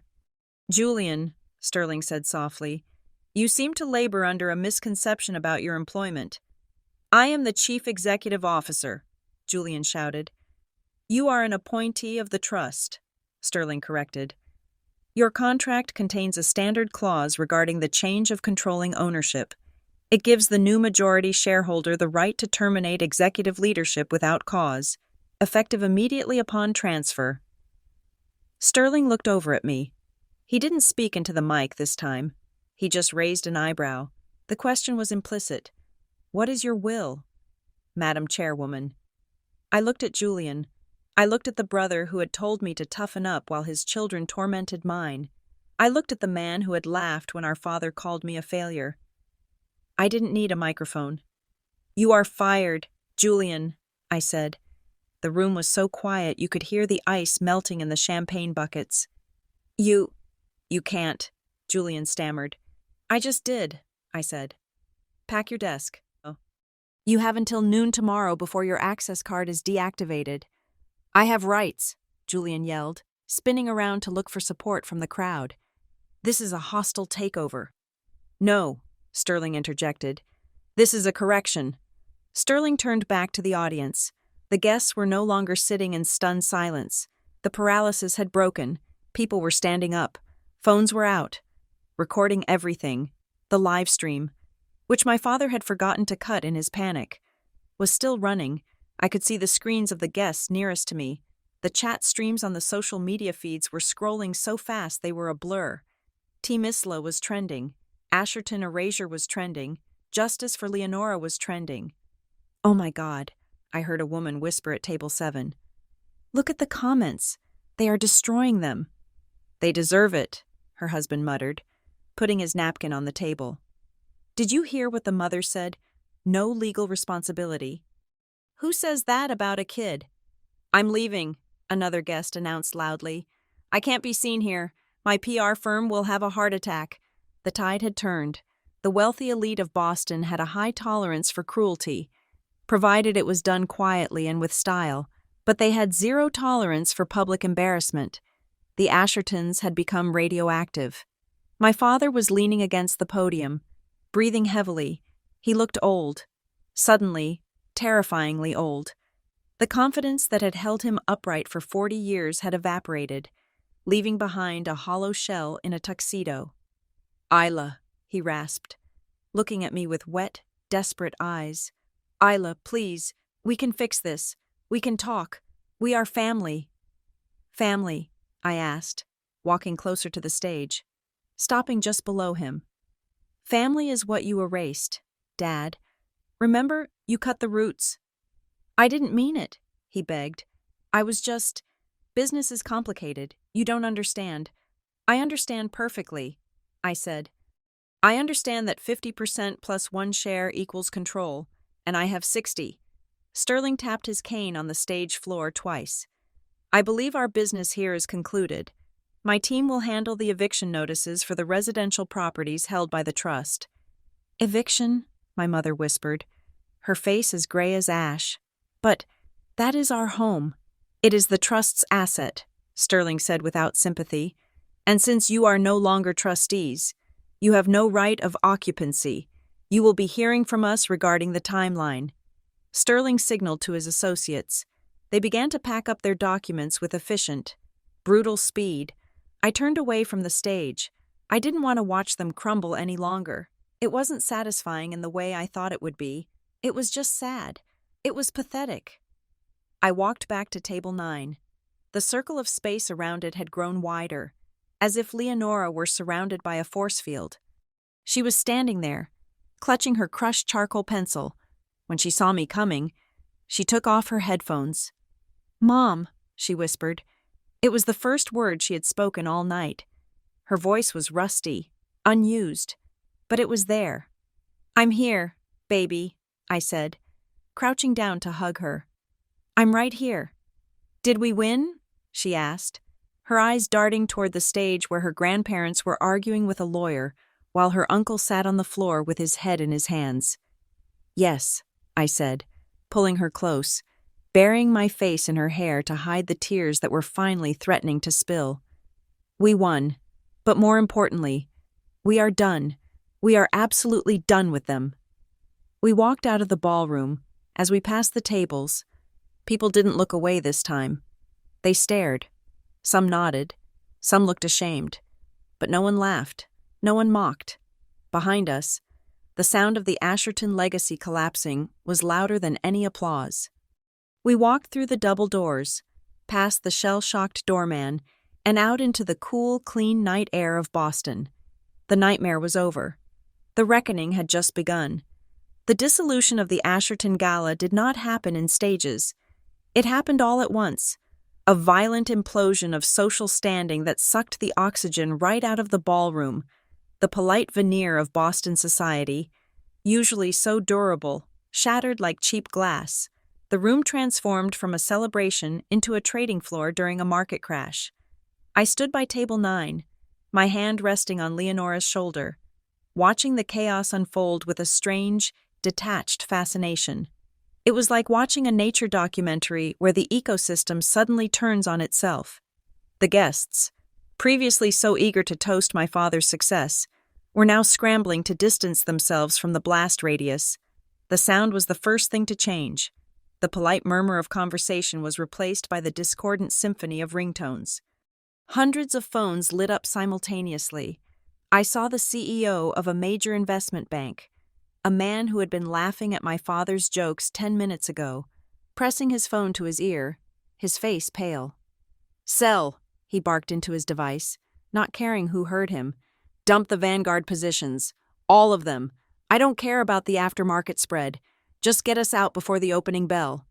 Near the ice sculpture, Mrs. Vanderhoven was frantically typing on her tablet, instructing her publicist to scrub her social media of any photos from tonight. The rats were not just leaving the ship, they were denying they had ever bought a ticket. On the stage, the tragedy descended into farce. My mother, Eleanor, realizing that her screams were not garnering the sympathy she felt she was owed, decided to play her final card. She looked around the hostile room, her eyes darting frantically, and then, with the grace of a silent film actress, she threw her hand to her forehead. "My heart," she gasped, loud enough for the microphone to catch before it was cut. I cannot breathe," she crumpled. It was a controlled collapse, designed to land softly on the thick velvet carpet of the podium. She lay there, eyes fluttered shut, waiting for the rush of concerned citizens to come to her aid. "Call an ambulance," a waiter shouted, dropping a tray of champagne flutes. The crash of breaking glass added a sharp punctuation mark to the pandemonium. But no one rushed to her.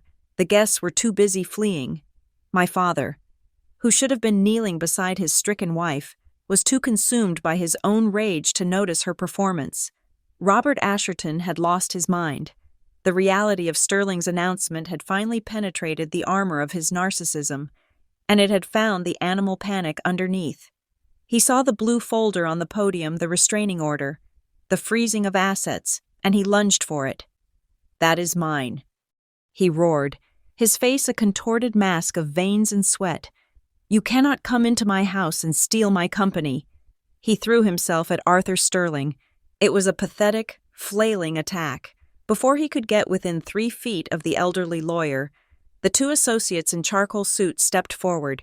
They did not strike him. They simply intercepted him. One of them caught my father's wrist, twisting it behind his back with practiced efficiency, while the other placed a hand on his chest, shoving him back. My father stumbled, his feet tangling in the microphone cords. He fell hard onto the stage floor, landing on his hands and knees. "Touch me and I will sue you," Robert screamed at the floor, spit flying from his lips. "I am Robert Asherton. I own this city." "You own nothing, sir," Sterling said, looking down at him with mild distaste, as if he were inspecting a stain on his shoe. "And I suggest you stop shouting. You are disturbing the peace." The humiliation was absolute. The great architect of the skyline was crawling on the floor, restrained by junior legal associates, while his wife feigned a coma 3 feet away. Then came the betrayal.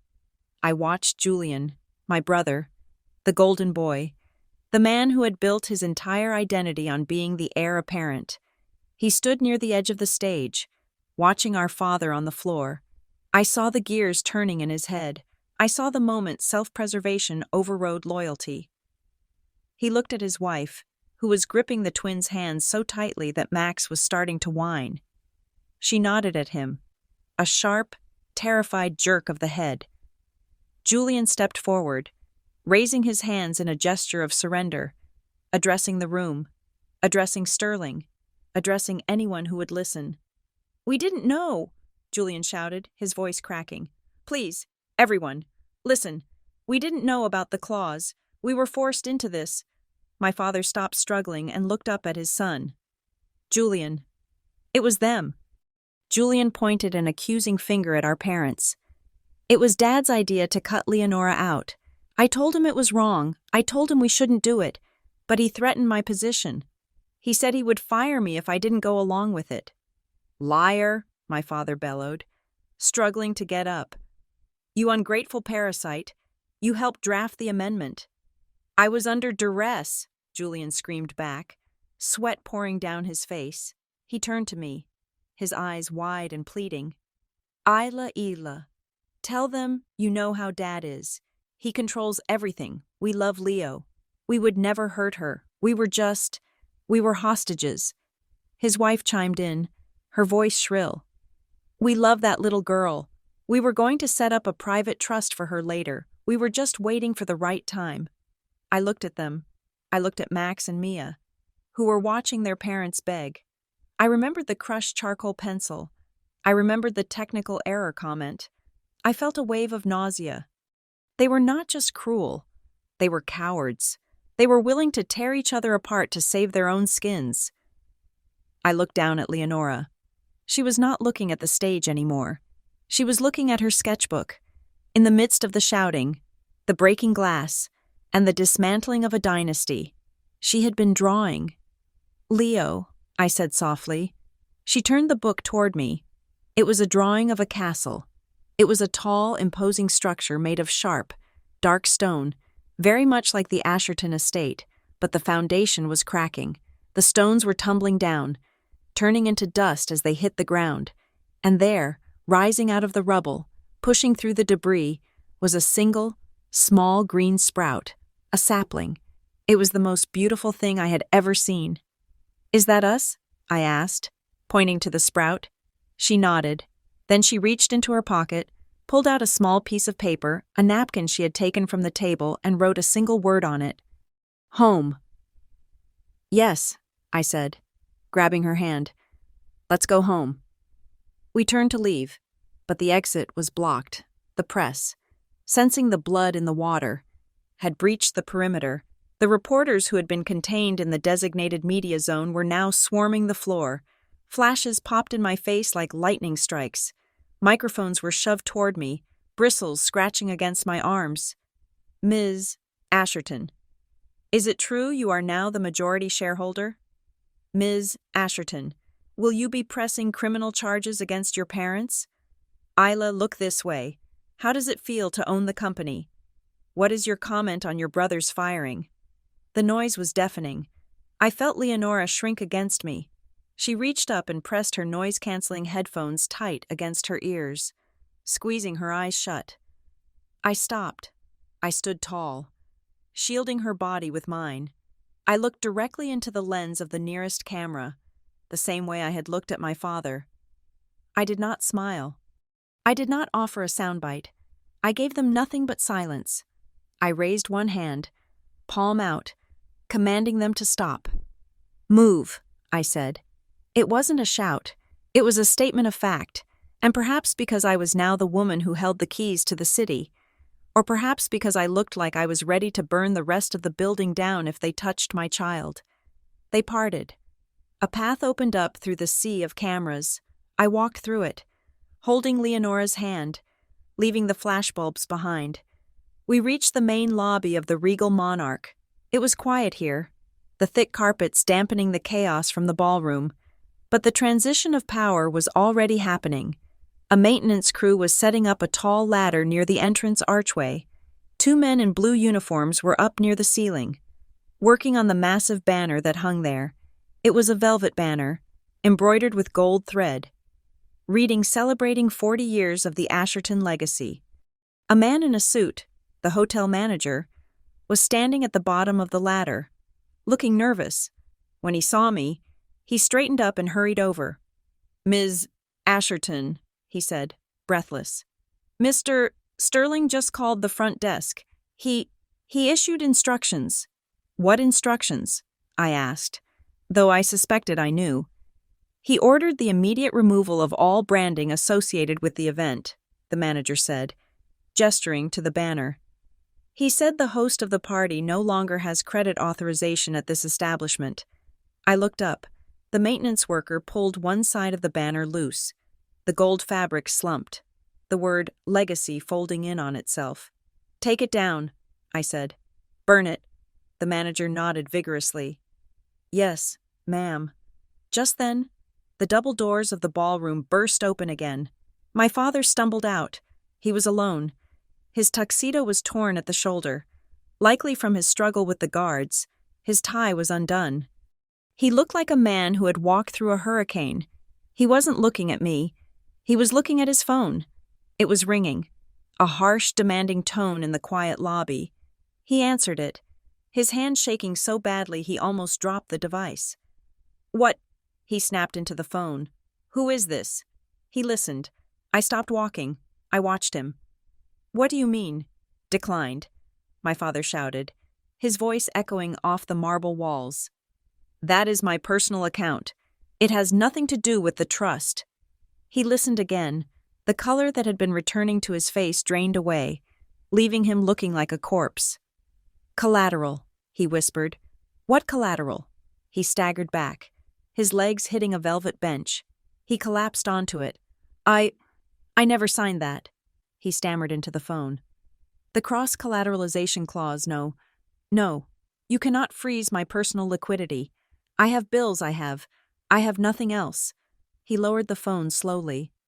The person on the other end was still talking, but Robert Asherton was no longer listening. He stared straight ahead, his eyes unfocused. He had leveraged everything. In his arrogance, in his absolute certainty that he would always control the trust. He had used his personal assets to secure loans for his private ventures, using the trust as the guarantor. Now that the trust had been triggered, the banks were calling in the debts, and since he no longer controlled the trust, they were seizing everything else. He looked up and saw me. He saw Leonora. He saw the banner coming down behind us, the golden letters crumpling onto the dusty floor. "Isla," he whispered. It wasn't a command this time. It wasn't even a plea. It was just the sound of a man realizing he was dead. I looked at him. I felt a phantom ache in my chest, the ghost of the little girl who used to wait by the window for his car to come home, hoping he would bring me a toy, or a smile, or just a kind word. But that little girl was gone. She had been erased a long time ago. "Goodbye, Robert," I said. I turned my back on him. I pushed through the revolving doors, and the cool night air hit my face. It smelled of rain and exhaust and wet pavement. It smelled like freedom. I walked Leonora to my car. a sensible, 5-year-old sedan that sat unnoticed among the Bentleys and Rolls-Royces of the guests. I buckled her in. "Mom," she asked as I got into the driver's seat. "Yeah. Are they gone?" I looked back at the hotel entrance. Through the glass, I could see my father sitting on the bench, head in his hands, completely alone in the ruins of his own making. "Yes," I said, starting the engine. "They are gone." I put the car in gear and drove away, leaving the Asherton legacy in the rearview mirror, shrinking smaller and smaller until it was nothing but a speck of light in the darkness. The sun rose over Boston the next morning with a cheerful, oblivious brightness that felt almost insulting given the carnage happening on my phone screen. I sat at my kitchen table, a mug of coffee in hand, watching the digital empire of the Asherton family disintegrate in real time. It was fascinating, in a grim way, like watching a building demolition played in fast forward. Twitter, or whatever the world was calling it that week, was a bloodbath. The hashtag Asherton Erasure was trending #1 globally, beating out a celebrity scandal and a minor earthquake in the Pacific. The internet does not understand nuance, but it understands a villain, and my parents had cast themselves as the ultimate villains. There were memes of my mother fainting, captioned with, "Me when the bill arrives." There were slow-motion loops of my father crawling on the stage. There were side-by-side comparisons of the doctored family photo and the real one, with red circles drawn around the empty space where Leonora should have been. My phone buzzed. It was not a notification. It was a text from Julian. "I am outside. Please open up. We need to talk." I looked at the security camera feed on my tablet. My brother was standing on my front porch. He looked nothing like the polished executive who had sneered at me 24 hours ago. He was wearing a tracksuit, of all things, and he hadn't shaved. He looked like a man who had spent the night staring into the abyss and found the abyss checking his credit score. I opened the door. "Isla," he breathed, stepping inside without waiting for an invitation. He brought with him the smell of stale scotch and desperation.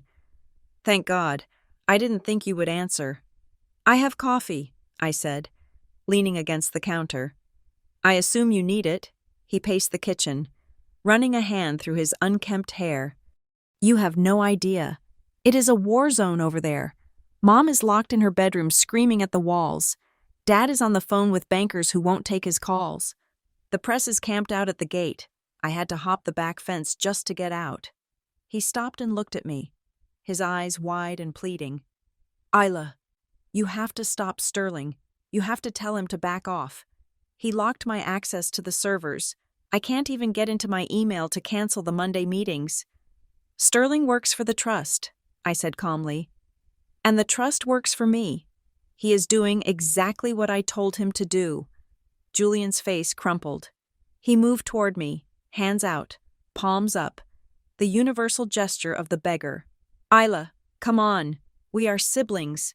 We are blood. You know how Dad is. You know he is a tyrant. He forced me to go along with it.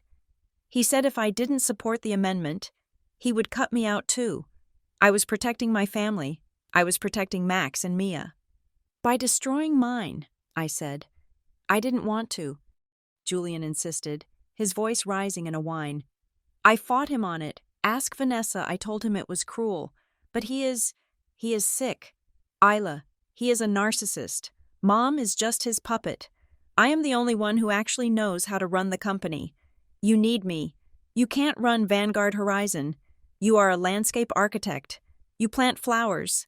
I build skyscrapers. Keep me on as CEO. I will report to you.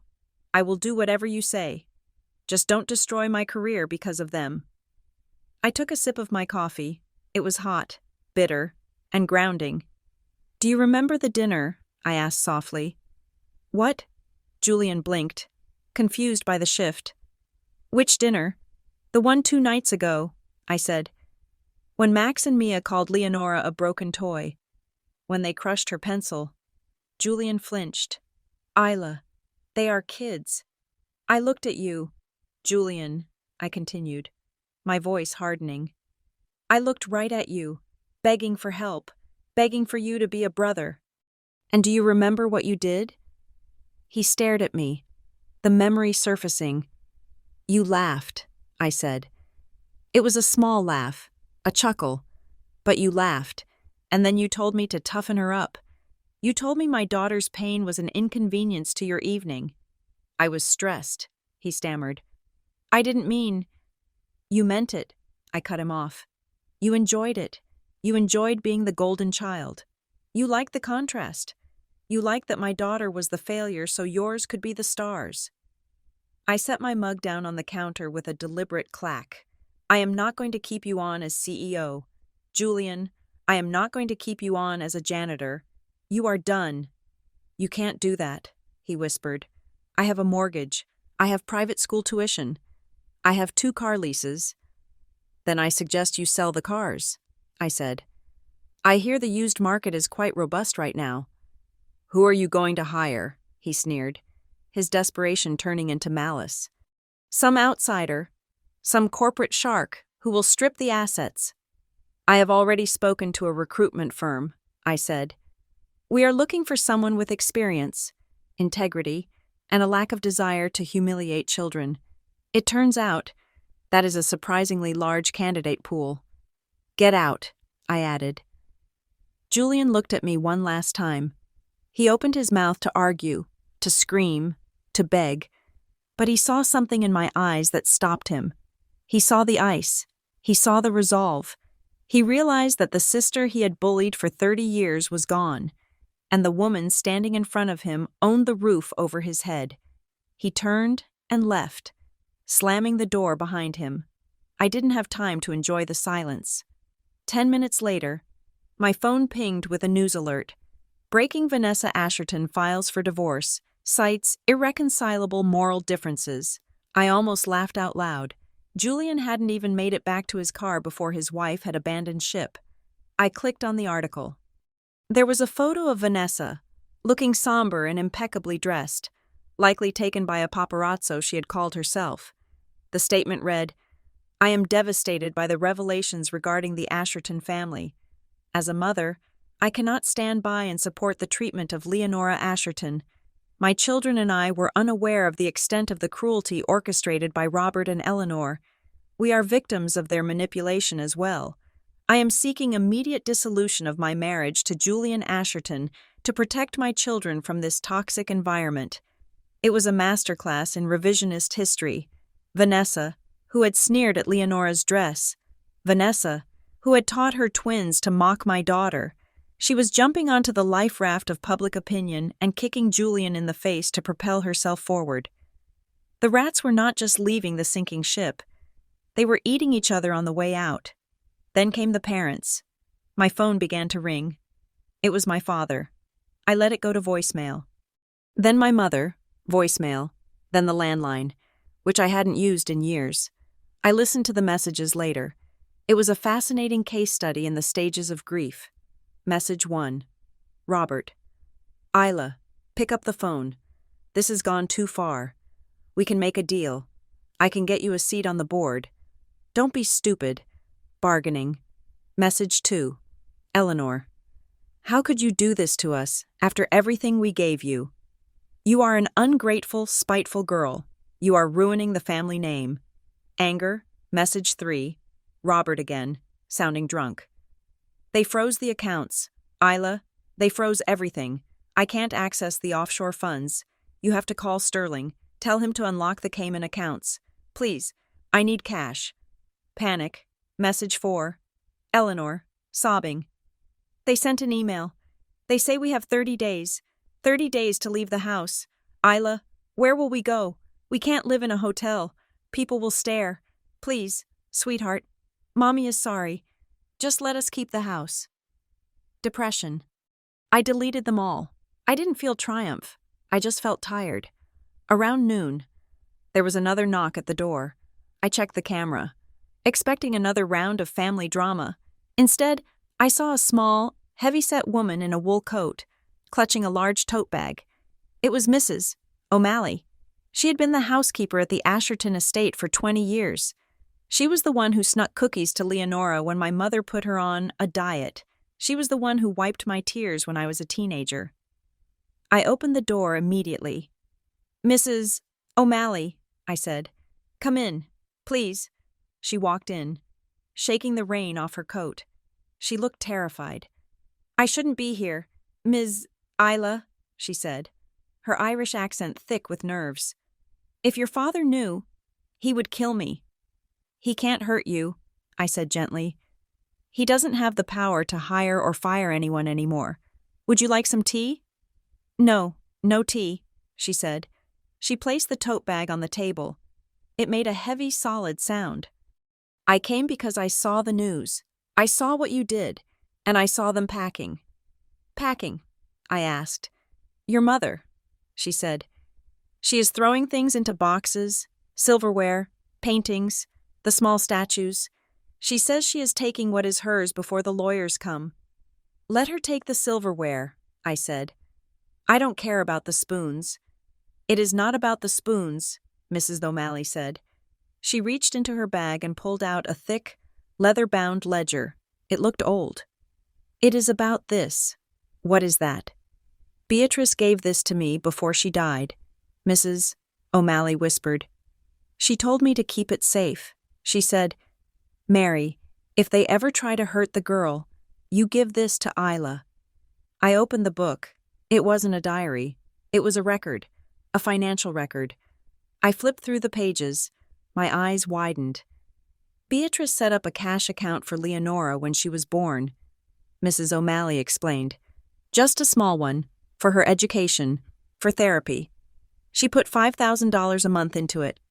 She didn't trust your father to manage the big trust, so she kept this one separate. She made your father the signatory, but the money was legally Leonora's." I looked at the columns. Deposits, 5,000, 5,000, 5,000, and then the withdrawals. Starting 5 years ago, the money began to disappear. Not for therapy, not for school. Withdrawal, $20,000, memo wine cellar. Renovation, withdrawal, $15,000. Memo Julian's bonus, withdrawal, $8,000. Memo Eleanor's spa retreat.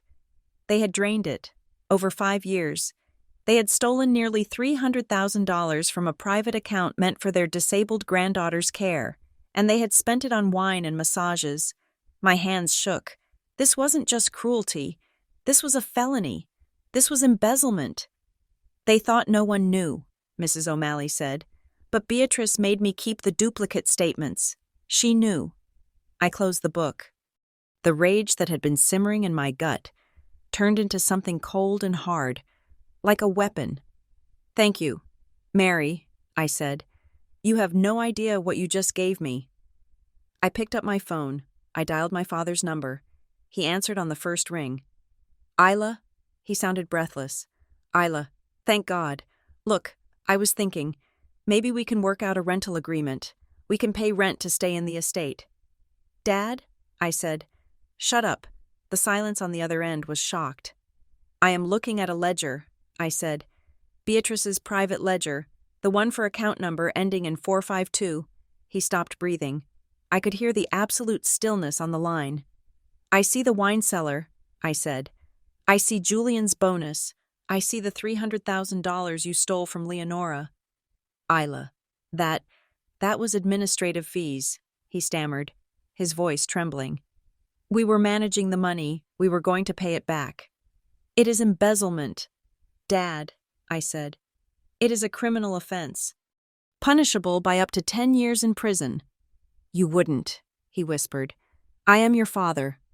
"You erased that title last night," I said. "What do you want?" he asked. The fight was gone. He sounded broken. "I want you out," I said. "Not in 30 days. Today. I want you and Mom out of that house by sunset. I want you to leave everything, the silver, the art, the furniture. You take your clothes, and you leave." "But where will we go?" "I don't care," I said. "But if you are not off the property by 6 o'clock, I am handing this ledger to the district attorney, and I will make sure they prosecute you to the fullest extent of the law. Do you understand me?" "Yes." He wept. Yes, I understand. I hung up. I looked at Mrs. O'Malley. She was smiling. A small, sad smile. Beatrice would be proud, she said. Beatrice knew exactly who they were, I said. She just gave me the shovel to bury them. I walked to the window. Outside, the world was still spinning. The internet was still raging, but inside, the war was over. The rats had not just left the ship. They had been swept away by the tide. Mrs. O'Malley, I said, turning back to her. How would you like a job? I'm going to need someone to manage the estate. Someone who actually knows how to take care of a home. Her eyes filled with tears. I would like that very much. Ms. Isla. Good, I said, because we are going to turn that museum back into a house, and I think Leonora is going to need a lot of cookies. The 30-day deadline arrived not with a bang, but with the quiet, terrifying precision of a ticking clock reaching zero. The legal grace period Arthur Sterling had granted my parents for an orderly vacation of the premises had expired at noon. I sat in the passenger seat of Sterling's vintage town car as we idled at the iron gates of the Asherton estate. It was raining, a gray, washing rain that seemed determined to scrub the driveway clean. Sterling checked his pocket watch. It was 12 o'clock exactly. Shall we? He asked, his voice dry and devoid of pity. Let's finish this, I said. The gates opened. We drove up the winding path lined with the manicured hedges my father used to obsess over. But today, the driveway was not empty.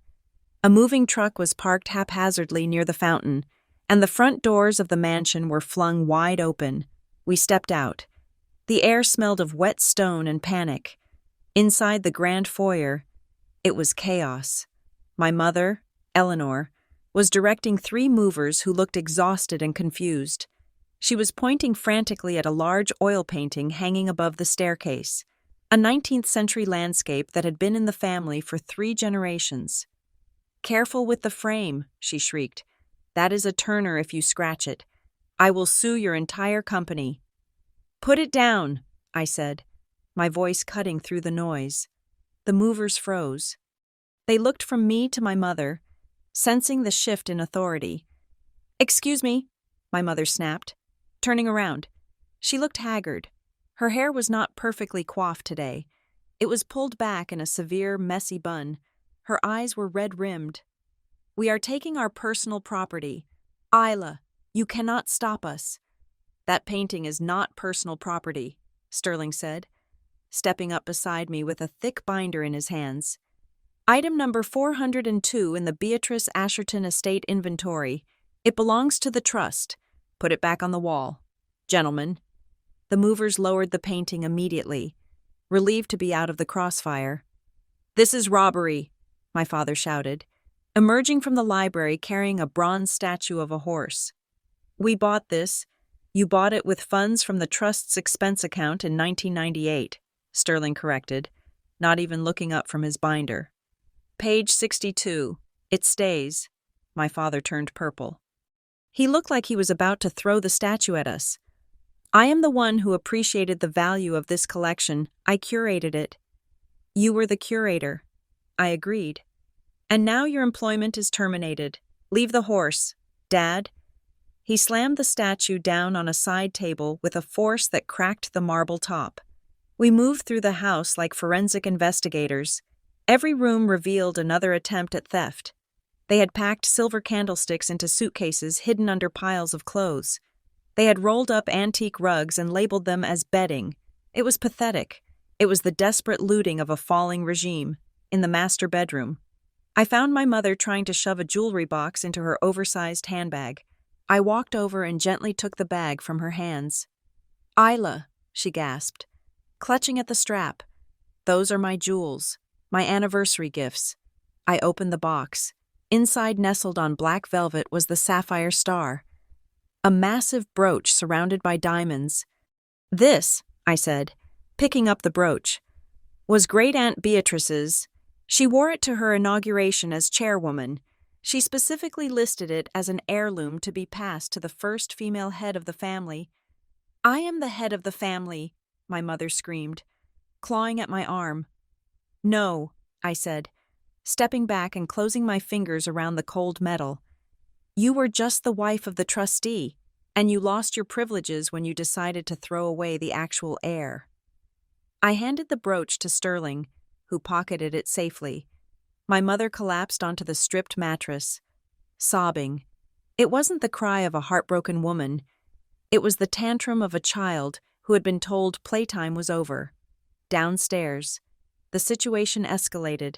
We heard shouting. I ran to the foyer. My father was blocking the doorway, physically preventing the police officers Sterling had called from entering. You have no right.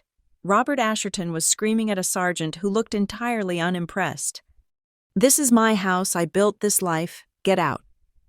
Sir, the sergeant said calmly, hand resting on his belt, we have a court order authorizing the eviction. The deed has been transferred. You are currently trespassing on private property. Trespassing. My father laughed, a manic, broken sound.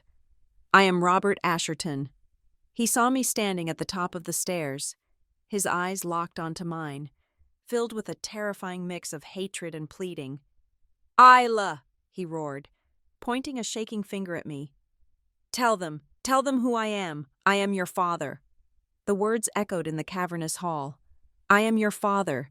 He used it like a command, like a magic spell that was supposed to compel my obedience. He thought biology was a leash. I walked down the stairs slowly, one step at a time. I stopped 3 feet in front of him. I looked at the man who had terrified me for 30 years. I looked at the man who had made me feel small so he could feel big. You are not my father, I said, my voice steady and clear. You are just a man who shares my DNA. You gave up the right to be a father the moment you stood on a stage and told the world that my daughter was a mistake you wanted to erase. His face crumbled. Isla, he whispered, please. You wanted to erase us, I said, so I am returning the favor. You are trespassing, officer. Please remove him. The sergeant stepped forward. Let's go, Mr. Asherton. Don't make us use cuffs. My father slumped. The fight went out of him like air leaving a balloon. He allowed the officers to guide him out the door, past the fountain, past the manicured hedges, and onto the public street. My mother followed, trailing behind him, clutching her coat around her as if she were freezing. Though it was a mild day, they did not look back. They couldn't. The shame was too heavy. While my parents were being escorted off the premises, another domino was falling across the city. Julian had thought he could escape with just a firing, but the forensic audit I had ordered revealed that his incompetence was matched only by his greed. My phone buzzed with an update from the legal team. The auditors had found it. Julian had been using company accounts to cover his personal gambling debts for 5 years. He had falsified expense reports, created ghost vendors, and funneled nearly $2 million into offshore betting sites. It wasn't just unethical, it was grand larceny. Because I controlled the company now, I had a choice. I could handle it quietly, or I could hand it over to the authorities. I remembered his laugh at the dinner table. I remembered him telling me to toughen up. I forwarded the audit report to the district attorney. By 2:00 that afternoon, Julian was arraigned. Because it was a white-collar crime and his first offense, his lawyer managed to negotiate a plea deal that kept him out of prison. But the terms were brutal. A 5-year suspended sentence, full restitution of the $2 million, and a lifetime ban from serving as a corporate officer in any publicly traded company. But the real blow came from family court. Vanessa, armed with the evidence of his gambling addiction and criminal charges, petitioned for full custody of the twins. The judge granted it immediately. Julian lost his job, his reputation, his money, and his children in the span of 48 hours. He was left alone in a rented studio apartment, staring at a wall, wondering how the golden boy had rusted so quickly. Back at the estate, the silence was beautiful. The movers had gone. The police had gone. It was just me, Sterling, and Leonora. We walked out into the massive backyard. The rain had stopped, and the sun was breaking through the clouds, casting long, golden shadows across the lawn. We walked to the old oak tree, the one Leonora had drawn. The one she had been forbidden to climb because my mother said it looked unseemly for a girl to be in a tree. Leonora walked up to the massive trunk. The bark was rough and dark, scarred by time but standing strong. She placed her hand on it. She looked up into the canopy of leaves that stretched out like protective arms. She didn't look scared anymore. She didn't look like a glitch. She looked like she belonged. She turned to me and smiled. It wasn't a polite smile. It was a real one, wide and bright, reaching her eyes. "It is yours, Leo," I said. "All of it." Sterling cleared his throat behind us. "If I may ask, Madam Chairwoman, what do you intend to do with the property? The maintenance costs for a residence of this size are astronomical. It is hardly a practical home for two people." I looked at the mansion. It was a cold, imposing structure. I hated it. I hated the memories trapped in the walls. I hated the dining room where I had been ignored. I hated the heavy drapes that blocked out the sun. But I looked at the garden. I looked at the space. "We are not going to live here," I said. "I like our small house with the plants. This place needs to be redeemed."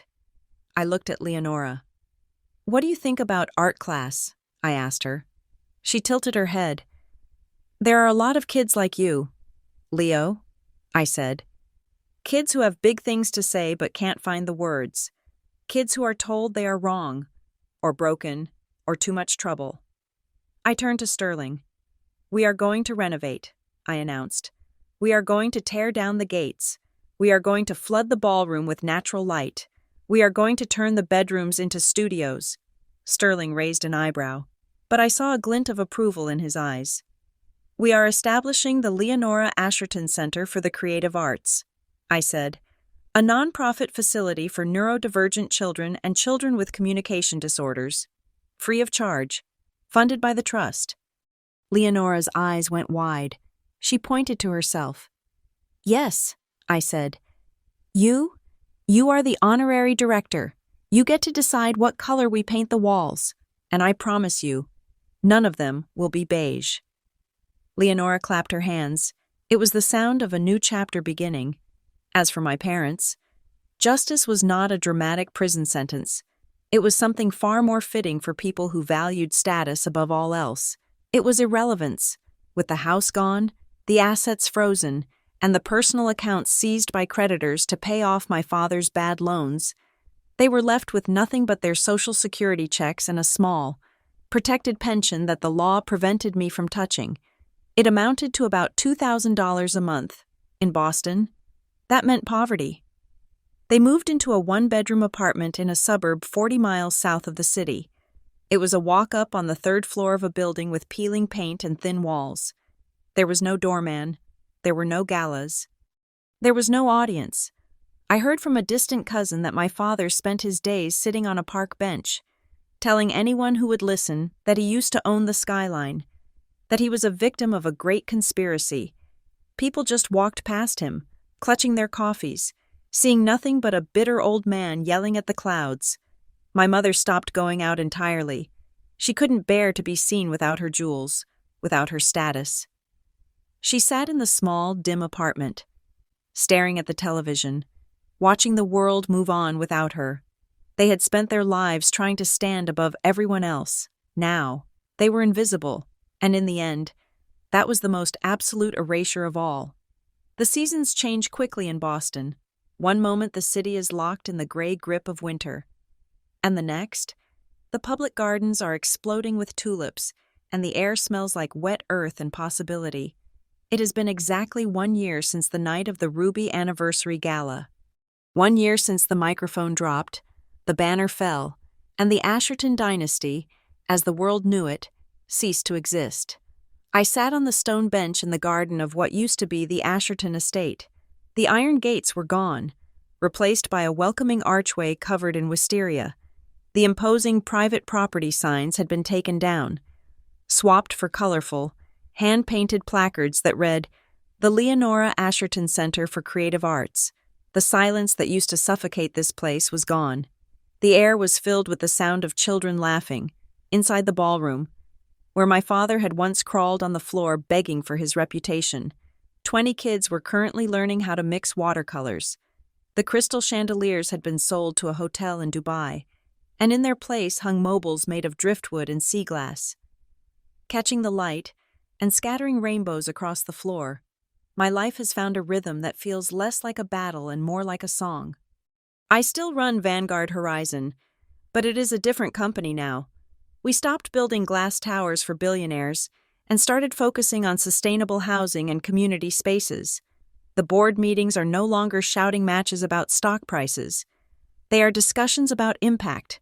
We are still profitable, remarkably so, because it turns out that treating people with dignity is actually a sustainable business model. Who knew Leonora sat across from me on the grass? She was sketching a squirrel that had paused near the old oak tree. She looked different, taller, yes, but the change was in her posture. She no longer hunched her shoulders as if expecting a blow. She took up space. She wore bright colors today, a yellow sundress that made her look like a daffodil against the green lawn. She looked up and caught me watching her. "Stop staring, Mom," she said, grinning. "You are blocking my light." Her voice was clear. It was not loud, she would likely never be loud, but it was steady. The selective mutism had not vanished overnight. It wasn't magic, it was a process. It took months of therapy, months of safety, and months of knowing that no one was going to interrupt her or correct her or tell her she was broken. But now, she spoke. She made jokes. She argued about what to have for dinner. She was a teenager, fully and wonderfully present. "I am the boss," I teased back. "I can block the light if I want to." "Honorary director outranks the CEO," she countered, without missing a beat. I laughed. It was a sound that came easily now, later that afternoon. I went back to my office in the main house. The mail was sitting on my desk. Mrs. O'Malley, who was now the head administrator of the center and ran the place with a terrifying efficiency, had sorted it into piles, bills, grant applications, fan mail for Leo. She was getting a lot of that lately, and a single, thin envelope with no return address. I knew the handwriting immediately. It was spidery and shaky, but it still had the sharp, aggressive loops of my mother. I sat down and stared at it for a long moment.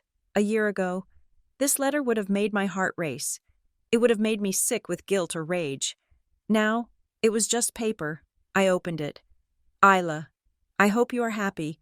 Your father's gout is acting up again, and the heating in this apartment is criminal. The landlord refuses to fix the radiator. We are freezing. I suppose you are warm in the mansion. I saw you on the news last week. That suit you were wearing was ill-fitting. You should hire a stylist. We are lonely. Isla, no one visits. The friends we had, they were fair-weather friends. Not one of them has called. Not even Mrs. Vanderhoven. And Julian. That brother of yours has abandoned us completely. He blames us for everything. He says we ruined his life. Can you believe the ingratitude? After everything we did for him, he hasn't sent a dime. We are struggling. Isla, the pension is barely enough for groceries, let alone medicine. If you have any conscience left, you might think of your parents. We are old. We are suffering. Eleanor, I read it twice. There was no apology. No accountability. No, "How is Leonora?" No, "I am sorry I tried to erase your child." Just complaints, vanity, and the same old manipulation tactics, heavily diluted by their lack of power. I felt a strange emotion wash over me. It wasn't anger, it wasn't hate, it was pity. I felt sorry for her. I felt sorry that she was sitting in a cold apartment, clutching her memories of a life that was built on sand, unable to see that she was the architect of her own misery. She was still trying to critique my suit while her world fell apart. It was tragic. I didn't reach for my checkbook. I didn't reach for the phone. I folded the letter, placed it back in the envelope, and dropped it into the recycling bin. They had the life they could afford. I had the life I had built. That was fair. As for Julian, my mother was right about one thing: he was miserable. But he hadn't abandoned them because of some high moral ground. He had abandoned them because he was drowning in his own consequences. I had heard about him through the grapevine. After the plea deal and the divorce, Julian had been blacklisted from the corporate world. No one would hire a CFO who had embezzled from his own family. He had lost his condo, his cars, and his country club membership. He was currently working the night shift at a logistics warehouse near the airport. I imagined him there, under the buzzing fluorescent lights, wearing a high-visibility vest over cheap clothes. I imagined him scanning barcodes, moving boxes, being yelled at by a shift supervisor who was 20 years younger than him. I imagined him seeing the Vanguard Horizon logo on the side of a shipping container and knowing that he used to rule that empire. And now, he was just loading it onto a truck. He was learning the value of $1 the hard way. He was learning what it meant to be a cog in the machine rather than the operator. It was a harsh lesson, but it was the only one that might eventually save his soul. But I didn't spend much time thinking about Julian or my parents. I had more important things to do. That evening was the opening of the Voices in Color exhibition. It was Leonora's first solo show, hosted in the main gallery of the center. The room was packed, but it wasn't the crowd from the gala. There were no socialites looking to be seen. There were no sharks looking for a deal. The room was filled with teachers, artists, neighbors, and families with children who were just like Leo. The walls were lined with her work, charcoal sketches of the city, watercolors of the garden. But the centerpiece of the exhibition was covered by a white sheet at the far end of the room. At 7 o'clock. Leonora stepped up to the microphone. She was wearing the same blue silk dress she had worn to the gala, but she had altered it. She had painted flowers along the hem, vines climbing up the silk, turning the dress into a canvas. She tapped the mic. "Hi," she said.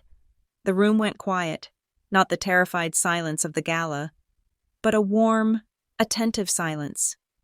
"A year ago," Leonora said, her voice steady. "Someone tried to tell me that I didn't exist. They tried to tell me that because I was quiet. I was empty. They tried to edit me out of the picture."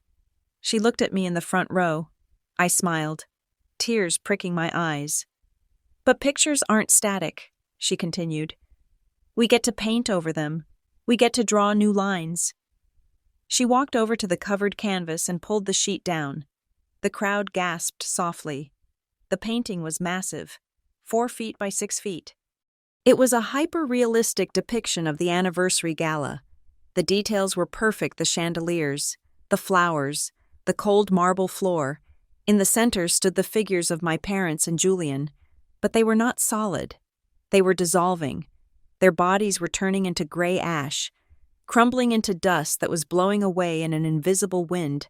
Their expressions were fading, their power disintegrating, and standing in the middle of the dust, vibrant and alive, was a young girl in a blue dress. She was painted in Technicolor radiant blues, golds, and violets. She was holding a paintbrush like a sword, and where the brush touched the air, new life was springing up: flowers, vines, trees, bursting forth from the gray ruins of the old family. The title of the piece was printed on a small card next to it: The Erasure. It was a masterpiece. It was a declaration of victory. It showed exactly what had happened. They had tried to erase her, but in the end, they had only erased themselves. She was the only thing that was real. The applause started slowly, then built into a roar. It wasn't polite clapping. It was cheering. It was celebration. I walked up to her and hugged her tight. She buried her face in my shoulder. "You did it," I whispered. "You told the truth." She pulled back and looked at the painting, then at the crowd. "They couldn't erase me, Mom," she said, loud enough for the people in the front row to hear. I redrew myself. I looked at the painting one last time.